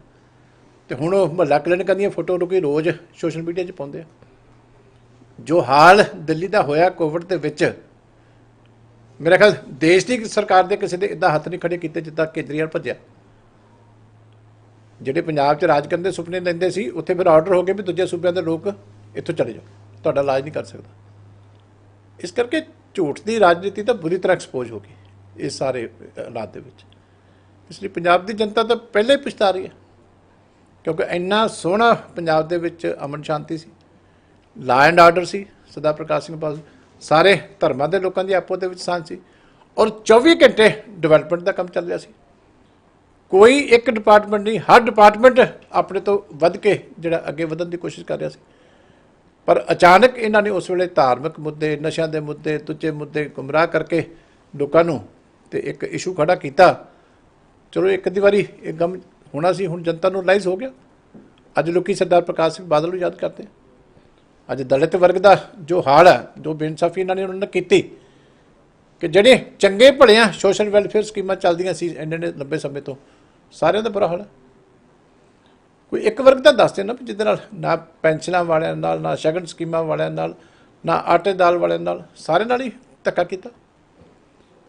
ਇਸ ਕਰਕੇ ਹੁਣ ਤਾਂ ਲੋਕੀ ਦੁਬਾਰਾ ਉੱਠ ਕੇ ਯਾਦ ਕਰਦੇ ਆ ਕਿ ਬੜਾ ਸੋਹਣਾ ਰਾਜ ਕਰਦਾ ਸੀ, ਐਵੇਂ ਬਦਲਾ ਦੇ ਅਸੀਂ ਉਸ ਵੇਲੇ ਲਾਲਚ ਆ ਕੇ ਤੇ ਇਹ ਕਰ ਬੈਠੇ, ਹੁਣ ਪਛਤਾਉਂਦੇ ਜਾਂਦਾ। ਅਕਾਲੀ ਦਲ ਬੀਜੇਪੀ ਨਾਲ ਹਮੇਸ਼ਾ ਇਲੈਕਸ਼ਨ ਲੜਦਾ ਰਿਹਾ ਔਰ ਇਹ ਮੰਨਿਆ ਜਾਂਦਾ ਸੀ ਵੀ ਜਿਹੜੀ ਸ਼ਹਿਰੀ ਵੋਟ ਹੈ ਉਹ ਬੀਜੇਪੀ ਦੀ ਆ, ਜਿਹੜੀ ਪਿੰਡੂ ਵੋਟ ਹੈ ਉਹ ਅਕਾਲੀ ਦਲ ਦੀ ਹੈ। ਪਰ ਇਹ ਪਹਿਲੀ ਵਾਰ ਹੈ ਵੀ ਅਕਾਲੀ ਦਲ ਹੁਣ ਬੀਜੇਪੀ ਦੇ ਬਿਨਾਂ ਇਲੈਕਸ਼ਨ ਮੈਦਾਨ 'ਚ ਜਾ ਰਿਹਾ। ਤਾਂ ਤੁਹਾਨੂੰ ਨਹੀਂ ਲੱਗਦਾ ਵੀ ਜਿਹੜੀ ਸ਼ਹਿਰੀ ਵੋਟ ਹੈ ਉਸ ਦਾ ਨੁਕਸਾਨ ਹੋਏਗਾ ਤੇ ਉਹਨੂੰ ਉਸ ਦੀ ਭਰਪਾਈ ਕਿੱਦਾਂ ਹੋਊਗੀ? ਦੇਖੋ, ਇੱਕ ਤਾਂ ਤੁਹਾਡਾ ਕੁਐਸਚਨ ਠੀਕ ਹੈ। ਪ੍ਰਭਾਵ ਇਹੀ ਹੁੰਦਾ ਸੀ ਕਿ ਉਹ ਸ਼ਹਿਰੀ ਪਾਰਟੀ ਹੈ, ਸਾਡੀ ਪਿੰਡੂ ਪਾਰਟੀ। ਪਰ ਅਸਲੀਅਤ ਇਹ ਸੀ ਕਿ ਬਹੁਤੇ ਸ਼ਹਿਰਾਂ 'ਚ ਮੇਅਰ ਅਕਾਲੀ ਦਲ ਦੇ ਸੀ। ਜਿਹੜੀਆਂ ਕਮੇਟੀਆਂ ਦੀਆਂ ਇਲੈਕਸ਼ਨਾਂ ਹੁੰਦੀਆਂ ਸੀ ਤੇ ਉਹਦੇ 'ਚ 95% ਥਾਵਾਂ ਦੇ ਉੱਤੇ ਪ੍ਰਧਾਨ ਅਕਾਲੀ ਦਲ ਦੇ ਹੁੰਦੇ ਸੀ। ਤੇ ਹੁਣ ਵੀ ਜਿਹੜੀਆਂ ਇਲੈਕਸ਼ਨਾਂ ਹੋਈਆਂ, ਚਾਹੇ ਫੇਰ ਇਲੈਕਸ਼ਨਾਂ ਤਾਂ ਨਹੀਂ ਹੋਈਆਂ, ਪਰ ਹੁਣ ਵੀ ਜਿਹੜੀ ਸ਼ਹਿਰਾਂ ਦੀਆਂ ਇਲੈਕਸ਼ਨਾਂ ਹੋਈਆਂ ਬੀਜੇਪੀ ਤੋਂ ਅਲੱਗ ਹੋ ਕੇ, ਉਦੋਂ ਤਾਂ ਅਸੀਂ ਇਕੱਠੇ ਸੀ, ਹੁਣ ਅਲੱਗ ਹੋ ਕੇ ਲੜੀਆਂ, ਉੱਥੇ ਵੀ ਅਕਾਲੀ ਦਲ ਦੀ ਪਰਫਾਰਮੈਂਸ ਤਾਂ ਹੈ ਕਿ ਦੂਜੇ ਨੰਬਰ 'ਤੇ ਅਕਾਲੀ ਦਲ ਹੀ ਰਿਹਾ ਕਾਂਗਰਸ ਤੋਂ ਬਾਅਦ। ਹਾਲਾਂਕਿ ਫਰੀ ਐਂਡ ਫੇਅਰ ਇਲੈਕਸ਼ਨ ਤਾਂ ਹੋਈਆਂ ਹੀ ਨਹੀਂ, ਪਰ ਬੀਜੇਪੀ ਤਾਂ ਬਹੁਤ ਪਿੱਛੇ ਚਲੀ ਗਈ। ਇਸ ਕਰਕੇ ਇੱਕ ਤਾਂ ਇਹ ਪ੍ਰਭਾਵ ਜ਼ਰੂਰ ਸੀਗਾ ਕਹਿਣ ਨੂੰ ਵੀ ਜਿਹੜੀ ਆ ਉਹ ਸ਼ਹਿਰੀਆਂ ਦੀ ਪਾਰਟੀ ਪਿੰਡੀ ਹੁੰਦੀ, ਪਰ ਅਕਾਲੀ ਦਲ ਦਾ ਆਧਾਰ ਸ਼ਹਿਰਾਂ ਦੇ ਵਿੱਚ ਵੀ ਉਹਨਾਂ ਰਿਹਾ, ਪਿੰਡਾਂ ਦੇ ਵਿੱਚ ਵੀ ਉਹਨਾਂ।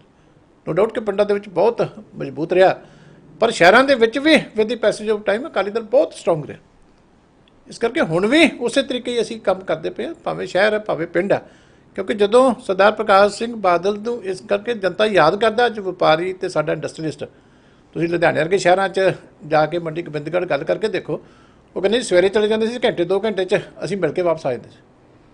ਕੋਈ ਇੰਡਸਟਰੀ ਦੀ ਪ੍ਰੋਬਲਮ ਹੁੰਦੀ ਸੀ, ਦੂਜੇ ਦਿਨ ਮੀਟਿੰਗ ਕਾਲ ਹੋ ਜਾਂਦੀ ਸੀ। ਅੱਜ ਸ਼ਹਿਰੀ ਲੋਕੀ ਵੀ ਅਕਾਲੀ ਦਲ ਦੇ ਰਾਜ ਨੂੰ ਉਸੇ ਤਰ੍ਹਾਂ ਹੀ ਯਾਦ ਕਰਦੇ ਜਿਵੇਂ ਪਿੰਡਾਂ ਦੇ ਲੋਕੀ ਸੀਗੇ। ਇਸ ਕਰਕੇ ਕੋਈ ਸਾਡੇ ਵਾਸਤੇ ਕੋਈ ਫਰਕ ਨਹੀਂ ਹੈ ਭਾਈ, ਪਿੰਡ ਹੈ ਚਾਹੇ ਸ਼ਹਿਰ ਹੈ। ਬੜੀ ਵੱਡਾ ਮਾਸਪੇਸ ਸਾਡਾ ਸਾਰੇ ਥਾਵਾਂ ਦੇ ਉੱਤੇ ਹੈ, ਉਹਨੇ ਨਜ਼ਰ ਆਏਗਾ ਤੁਹਾਨੂੰ ਇਲੈਕਸ਼ਨਾਂ ਦੇ ਵਿੱਚ। ਇਹ ਨਹੀਂ ਕਿ ਅਸੀਂ ਮੈਂ ਵੈਸੇ ਕਹਿ ਰਿਹਾ, ਪ੍ਰੈਕਟੀਕਲੀ ਤੁਹਾਡੇ ਸਾਹਮਣੇ ਇਲੈਕਸ਼ਨ 'ਚ ਗੱਲ ਨਜ਼ਰ ਆਏਗੀ। ਬੀਜੇਪੀ ਨਾਲ ਦੁਬਾਰਾ ਗਠਬੰਧਨ ਦੀ ਕਿੰਨੀ ਕੁ ਸੰਭਾਵਨਾ? ਨਹੀਂ ਦੇਖੋ, ਇਸ ਵੇਲੇ ਜੋ ਉਹਨਾਂ ਦਾ ਕਿਸਾਨੀ ਦੇ ਬਾਰੇ 'ਚ ਸਟੈਂਡ ਆ, ਇੱਥੇ ਅਕਾਲੀ ਦਲ ਵਾਸਤੇ ਸਮਝੌਤਾ ਕਰਨਾ ਸੰਭਵ ਨਹੀਂ ਹੈ। ਦੇਸ਼ ਦੇ ਵਿੱਚ ਸਭ ਤੋਂ ਵੱਡਾ ਸਟੈਂਡ ਕੋਈ ਬੀਜੇਪੀ ਦੇ ਖਿਲਾਫ ਲਿਆ ਤਾਂ ਉਹ ਅਕਾਲੀ ਦਲ ਨੇ ਲਿਆ। ਗੱਲਾਂ ਕੁਝ ਜਿੰਨੀਆਂ ਮਰਜ਼ੀ ਕਰੀ ਜਾਵੇ, ਇੰਨੀ ਪੁਰਾਣੀ ਸਾਂਝ ਛੱਡ ਕੇ ਐਨਡੀਏ 'ਚੋਂ ਬਾਹਰ ਆਉਣਾ, ਕੈਬਨਿਟ 'ਚੋਂ ਅਸਤੀਫਾ ਦੇਣਾ, ਸਰਦਾਰ ਪ੍ਰਕਾਸ਼ ਸਿੰਘ ਬਾਦਲ ਦਾ ਅਵਾਰਡ ਆਪਣਾ ਜਿਹੜਾ ਹੈਗਾ ਪਦਮ ਭੂਸ਼ਣ ਦਾ ਵਾਪਸ ਕਰ ਦੇਣਾ, ਇਹ ਬੜੇ ਵੱਡੇ ਫੈਸਲੇ ਆ ਜਿਹੜੇ ਅਕਾਲੀ ਦਲ ਨੇ ਬੜਾ ਸੋਚ ਸਮਝ ਕੇ ਔਰ ਸਿਧਾਂਤਕ ਤੌਰ ਦੇ ਉੱਤੇ ਸਹੀ ਫੈਸਲੇ ਲਏ। ਇਸ ਕਰਕੇ ਜਦੋਂ ਬੇਸਿਕ ਸਮੱਸਿਆ ਹੀ ਉੱਥੇ ਹੈ ਕਿ ਕਾਨੂੰਨ ਤੁਸੀਂ ਫੇਰ ਆਪਣੀ ਆੜੀ ਧੜੇ ਹੋਏ, ਇਸ ਅਨਡੈਮੋਕ੍ਰੈਟਿਕ ਅਪਰੋਚ ਦੇ ਨਾਲ ਤੁਸੀਂ ਨਹੀਂ ਚੱਲ ਸਕਦੇ। ਅਕਾਲੀ ਦਲ ਨੇ ਹਮੇਸ਼ਾ ਜਿਹੜੀ ਅੱਗੇ ਸੂਬਿਆਂ ਨੂੰ ਵੱਧ ਅਧਿਕਾਰਾਂ ਦੀ ਗੱਲ ਕਹੀ ਹੈ, ਸਟੇਟਾਂ ਦੇ ਅਧਿਕਾਰ ਤਾਂ ਤੁਸੀਂ ਖਤਮ ਕਰੀ ਜਾ ਰਹੇ ਹੋ, ਤੇ ਸਾਡਾ ਸਮਝੌਤਾ ਹੁਣ ਕੀ ਹੋਵੇ? ਵਨ ਆਫਟਰ ਦੀ ਅਦਰ ਤੁਸੀਂ ਹੌਲੀ ਹੌਲੀ ਸਟੇਟਾਂ ਦੇ ਸਾਰੇ ਹੀ ਅਧਿਕਾਰ ਖਤਮ ਕਰ ਦਿੱਤੇ, ਔਰ ਰਹਿੰਦੇ ਖੁੰਦੇ ਡਿਜ਼ਾਸਟਰ ਮੈਨੇਜਮੈਂਟ ਐਕਟ ਦੇ ਵਿੱਚ ਮਹਾਮਾਰੀ ਦੇ ਨਾਂ ਦੇ ਉੱਤੇ ਤੁਸੀਂ ਛੋਟੀ ਮੋਟੀ ਵੀ ਜਿਹੜੀ ਸਟੇਟਾਂ ਦੀ ਪਾਵਰ ਸੀ ਉਹ ਖਤਮ ਕਰ ਦਿੱਤੀ। ਹੁਣ ਨਿੱਕੀ ਨਿੱਕੀ ਗੱਲ ਵਾਸਤੇ ਸਟੇਟਾਂ ਜਾ ਕੇ ਕੇਂਦਰ ਤੇ ਬਹਿਣ, ਤੇ ਸ਼੍ਰੋਮਣੀ ਅਕਾਲੀ ਦਲ ਤਾਂ ਸਿਧਾਂਤਕ ਤੌਰ ਤੇ ਹੀ ਹਮੇਸ਼ਾ ਫੈਡਰਲਿਜ਼ਮ ਦਾ ਹਾਮੀ ਰਿਹਾ ਔਰ ਸੂਬਿਆਂ ਨੂੰ ਵੱਧ ਅਧਿਕਾਰਾਂ ਦਾ ਹਾਮੀ ਰਿਹਾ। ਇਸ ਕਰਕੇ ਜਿਸ ਤਰੀਕੇ ਸੈਂਟਰਲਾਈਜੇਸ਼ਨ ਦਾ ਕੰਮ ਚੱਲ ਪਿਆ, ਪਹਿਲਾਂ GST ਲਾ ਕੇ, ਉਸ ਤੋਂ ਬਾਅਦ ਜਿਹੜੀ ਹੈ ਹੋਮ ਮਿਨਿਸਟਰੀ ਦੇ ਵਿੱਚ ਕਈ ਤਰ੍ਹਾਂ ਦੀਆਂ ਤਬਦੀਲੀਆਂ ਕੀਤੀਆਂ ਗਈਆਂ, ਆ ਨਵਾਂ ਹੁਣ ਬਿਜਲੀ ਦਾ ਜਿਹੜਾ ਬਿੱਲ ਆ ਰਿਹਾ ਸੀ ਉਹ ਸੂਬਿਆਂ ਦੇ ਰੈਗੂਲੇਟਰੀ ਅਥਾਰਟੀ ਤੱਕ ਸਾਰਾ ਕੁਝ ਹੀ ਉਹਦੇ ਤੇ ਕੰਟਰੋਲ ਕਰਨ ਨੂੰ ਫਿਰਦੇ। ਵਨ ਆਫਟਰ ਦਾ ਅਦਰ ਜਿੰਨੀਆਂ ਚੇਂਜਸ ਹੋ ਰਹੀਆਂ, ਇਹ ਸੂਬਿਆਂ ਦੇ ਅਧਿਕਾਰਾਂ ਨੂੰ ਜਿਹੜਾ ਖੋਇਆ ਜਾ ਰਿਹਾ, ਜਿਹਦੇ ਤੇ ਅਕਾਲੀ ਦਲ ਕਦੇ ਵੀ ਸਮਝੌਤਾ ਨਹੀਂ ਕਰ ਸਕਦਾ, ਕਿਉਂਕਿ ਸਾਡਾ ਦੇਸ਼ ਮਜ਼ਬੂਤ ਤਾਂ ਹੀ ਹੋ ਸਕਦਾ ਸੂਬੇ ਮਜ਼ਬੂਤ ਹੋਣ। ਇਸ ਕਰਕੇ ਕਦੀ ਵਨ ਲੈਂਗੁਏਜ, ਕਦੀ ਵਨ ਮਾਰਕੀਟ, ਕਦੀ ਵਨ ਦੂਜਾ, ਵਨ ਨਹੀਂ, ਬੜੀ ਵਿਭਿੰਨਤਾ ਦੇਸ਼ ਦੇ ਵਿੱਚ, ਜਗਰਾਫੀਕਲ ਏਰੀਆ ਵੱਖਰੇ ਆ, ਵੱਖਰੇ ਧਰਮ ਹੈ, ਸਾਰਿਆਂ ਨੂੰ ਨਾਲ ਲੈ ਕੇ ਚੱਲਣਾ ਇਹ ਕੇਂਦਰ ਸਰਕਾਰ ਦੀ ਡਿਊਟੀ ਹੈ। ਇਸ ਕਰਕੇ ਜੇ ਕੇਂਦਰ ਸਰਕਾਰ ਇਹ ਤੋਂ ਥੜਕਦੀ ਹੈ ਤੇ ਸ਼੍ਰੋਮਣੀ ਅਕਾਲੀ ਦਲ ਉੱਤੇ ਉਹਦੇ ਨਾਲ ਨਹੀਂ ਖੜ ਸਕਦਾ। ਬੀਜੇਪੀ ਨੇ ਇੱਕ ਸ਼ੋਸ਼ਾ ਛੱਡਿਆ ਵੀ ਜਿਹੜਾ ਮੁੱਖ ਮੰਤਰੀ ਹੋਏਗਾ ਪੰਜਾਬ ਦਾ ਉਹ ਪਿਛੜੇ ਵਰਗ ਤੋਂ ਹੋਏਗਾ, ਤੇ ਅਕਾਲੀ ਦਲ ਨੇ ਵੀ ਕਿਹਾ ਵੀ ਹਾਂ ਜੀ ਅਸੀਂ ਉਹਨੂੰ ਡਿਪਟੀ CM ਬਣਾਵਾਂਗੇ। ਤੇ ਜਦ ਕਿ ਜਦੋਂ ਅਕਾਲੀ ਬੀਜੇਪੀ ਦੀ ਸਰਕਾਰ ਸੀਗੀ ਉਸ ਸਮੇਂ ਅਜਿਹਾ ਕੁਝ ਨਹੀਂ ਹੋਇਆ। ਕੀ ਇਹ ਸਿਰਫ ਇਲੈਕਸ਼ਨ ਸ਼ੋਸ਼ਾ ਹੈ ਜਾਂ ਇਹ ਸਹੀ 'ਚ? ਨਹੀਂ ਦੇਖੋ, ਅਕਾਲੀ ਦਲ ਤਾਂ ਕਦੇ ਵੀ ਕੋਈ ਅਨਾਉਂਸਮੈਂਟ ਬਿਨਾਂ ਸੋਚੇ ਸਮਝੇ ਨਹੀਂ ਕਰਦਾ। ਸਾਡਾ ਤਾਂ ਹਮੇਸ਼ਾ ਹੀ ਸਟੈਂਡ ਹੈ ਕਿ ਜਦੋਂ ਜੇ ਕਿਹਾ ਤਾਂ ਉਹਨੂੰ ਪੂਰਾ ਵੀ ਕਰਕੇ ਦਿਖਾਵਾਂਗੇ। ਇਹ ਨਹੀਂ ਕਿ ਪਹਿਲਾਂ ਦਲਿਤ ਵਰਗ ਦਾ ਕਿਸੇ ਤਰੀਕੇ ਅਕਾਲੀ ਦਲ ਨੇ ਘੱਟ ਸਨਮਾਨ ਕੀਤਾ। ਸਾਡੇ 2 ਵਾਰੀ ਸਰਕਾਰਾਂ ਬਣੀਆਂ, ਸਰਦਾਰ ਚਰਨਜੀਤ ਸਿੰਘ ਅਟਵਾਲ ਸਾਡੇ ਸਪੀਕਰ ਬਣਦੇ ਰਹੇ। ਇੱਕ ਵਾਰੀ ਸਾਨੂੰ ਦਿੱਲੀ ਦੇ ਵਿੱਚ ਜਿਹੜੀ ਹੈ ਡਿਪਟੀ ਸਪੀਕਰ ਦਾ ਅਹੁਦਾ ਮਿਲਿਆ, ਉਹ ਵੀ ਸਰਦਾਰ ਚਰਨਜੀਤ ਸਿੰਘ ਅਟਵਾਲ ਸਾਹਿਬ ਨੂੰ ਜਿਹੜਾ ਦਿੱਤਾ। ਇਸ ਕਰਕੇ ਸਾਡੇ 'ਚ ਤਾਂ ਸਰਦਾਰ ਗੁਰਦੇਵ ਸਿੰਘ ਬਾਦਲ, ਐਗਰੀਕਲਚਰ ਪੰਜਾਬ ਦਾ ਮੇਨ ਜਿਹੜੀ ਹੈਗੀ ਹੈ ਇਕੋਨਮੀ ਸਾਡੀ ਐਗਰੀਕਲਚਰ ਬੇਸਡ ਹੈ, ਤੇ ਐਗਰੀਕਲਚਰ ਮਿਨਿਸਟਰ ਵੀ ਸਾਡਾ ਪੰਜਾਬ ਦਾ ਸਰਦਾਰ ਗੁਰਦੇਵ ਸਿੰਘ ਬਾਦਲ ਹੈ। ਇਸ ਕਰਕੇ ਸਾਡੇ ਤਾਂ ਹਮੇਸ਼ਾ ਹੀ ਸਨਮਾਨ ਪਹਿਲਾਂ ਵੀ ਦਿੱਤਾ ਜਾਂਦਾ। ਇਸ ਕਰਕੇ ਜੇ ਹੁਣ ਡਿਪਟੀ CM ਦਾ ਵੀ ਕਿਹਾ ਤਾਂ ਉਹ ਵੀ ਦਿੱਤਾ ਜਾਏਗਾ। ਚਲੋ, ਥੈਂਕ ਯੂ, ਮਿਹਰਬਾਨੀ ਜੀ, ਮਿਹਰਬਾਨੀ, ਥੈਂਕ ਯੂ। ਇਹ ਸੀਗੇ ਡਾਕਟਰ ਦਲਜੀਤ ਸਿੰਘ ਚੀਮਾ ਜੀ, ਜਿਹੜੇ ਕਿ ਸ਼੍ਰੋਮਣੀ ਅਕਾਲੀ ਦਲ ਦੇ ਸੀਨੀਅਰ ਵਾਈਸ ਪ੍ਰੈਜ਼ੀਡੈਂਟ ਹੈ ਔਰ ਪ੍ਰਵਕਤਾ ਵੀ ਹੈਗੇ ਆ, ਸਪੋਕਸਮੈਨ ਵੀ ਹੈਗੇ ਨੇ, ਔਰ ਸਾਬਕਾ ਕੈਬਨਿਟ ਮਿਨਿਸਟਰ ਵੀ ਰਹੇ ਨੇ। ਔਰ ਉਹਨਾਂ ਦਾ ਕਹਿਣਾ ਹੈ ਵੀ ਜਿਹੜਾ ਸ਼੍ਰੋਮਣੀ ਅਕਾਲੀ ਦਲ ਨੇ ਜਿਹੜਾ ਦਲਿਤ ਵਾਲਾ ਪੱਤਾ ਖੇਲਿਆ ਉਸ 'ਤੇ ਉਹ ਪੂਰੀ ਤਰ੍ਹਾਂ ਮਤਲਬ ਕਿ ਉਤਰੇਗੀ, ਔਰ ਜਦੀ ਸ਼੍ਰੋਮਣੀ ਅਕਾਲੀ ਦਲ ਦੀ ਸਰਕਾਰ ਬਣਦੀ ਹੈ ਤਾਂ ਦਲਿਤ ਵਰਗ ਤੋਂ ਹੀ ਡਿਪਟੀ CM ਬਣਾਇਆ ਜਾਏਗਾ। ਦੂਜੀ ਉਹਨਾਂ ਨੇ ਕਿਹਾ ਵੀ ਬੀਜੇਪੀ ਨਾਲ ਸਮਝੌਤਾ ਹੋਣ ਦੀ ਹਾਲੇ ਕੋਈ ਸੰਭਾਵਨਾ ਨਹੀਂ ਹੈਗੀ। ਮੈਂ ਦਿਨੇਸ਼ ਗੋਇਲ, ਕੈਮਰਾਮੈਨ ਉਮਾ ਯਾਦਵ ਦੇ ਨਾਲ ਦੈਨਿਕ ਸਵੇਰਾ TV ਲਈ ਚੰਡੀਗੜ੍ਹ ਤੋਂ। All world open challenge 17 time gold medalist Mian Rafiq Mohammad, पंडित, मौलवी, बेगम, तांत्रिक, इन्हां चोरा ठग्गां तो सावधान। स्पेशलिस्ट वशीकरण, सट्टा नंबर, लव मैरिज, पति पत्नी च अनबन, विदेश च पक्का होना, कारोबार दा ना चलना, सिर्फ 31 घंटियां विच समाधान। फ्री फ्री फ्री मियां रफीक मोहम्मद। मोबाइल 84 374 94 647, 84 374 94 648। ਪੰਡਿਤ ਰਾਧੇ ਸ਼ਰਮਾ ਚਮਤਕਾਰ ਹੁੰਦੇ ਵੇਖੋ ਆਪਣੀਆਂ ਅੱਖਾਂ ਦੇ ਸਾਹਮਣੇ 24 ਘੰਟੇ ਵਿੱਚ ਪਾਓ ਹਰ ਪਰੇਸ਼ਾਨੀ ਦਾ ਹੱਲ। ਮੁਸਲਮਾਨੀ ਰੂਹਾਨੀ ਅਤੇ ਕਾਲੇ ਇਲਮ ਦੇ ਬਾਦਸ਼ਾਹ ਮੇਰੇ ਕੀਤੇ ਨੂੰ ਮੇਰੇ ਤੋਂ ਇਲਾਵਾ ਕੋਈ ਕੱਟ ਨਹੀਂ ਸਕਦਾ। ਮੋੜੀ ਵਸ਼ੀਕਰਨ ਕਰਵਾਓ, ਮਨਚਾਹਾ ਪਿਆਰ ਪਾਓ, ਲਵ ਮੈਰਿਜ, ਸੌਤਨ ਦੁਸ਼ਮਣ ਤੋਂ ਛੁਟਕਾਰਾ, ਤਲਾਕ ਕੇਸ, ਜ਼ਮੀਨੀ ਝਗੜਾ, ਨੌਕਰੀ ਕਾਰੋਬਾਰ ਚ ਰੁਕਾਵਟ, ਵਿਦੇਸ਼ ਯਾਤਰਾ, ਲੋਟਰੀ ਤੋਂ ਤੁਹਾਨੂੰ ਮਿਲੇਗਾ ਜਾਂ ਨਹੀਂ, ਸੱਚਾਈ ਜਾਣੋ। ਲੋਟਰੀ ਨੰਬਰ ਪਾਓ 649 ਹੋਵੇ ਜਾਂ ਲੋਟੋ ਮੈਕਸ, ਤੁਹਾਡੀ ਹਰ ਗੱਲ 100% ਗੁਪਤ ਰੱਖੀ ਜਾਵੇਗੀ। ਪਿਆਰ ਵਿੱਚ ਧੋਖਾ ਖਾਏ ਪ੍ਰੇਮੀ ਪ੍ਰੇਮਿਕਾ ਇੱਕ ਵਾਰ ਜ਼ਰੂਰ ਮਿਲੋ, ਮੈਂ ਤੁਹਾਡਾ ਪਿਆਰ ਟੁੱਟਣ ਨਹੀਂ ਦੇਵਾਂਗਾ। ਮੋਬਾਈਲ 98 768 045 80 85 588 38 617।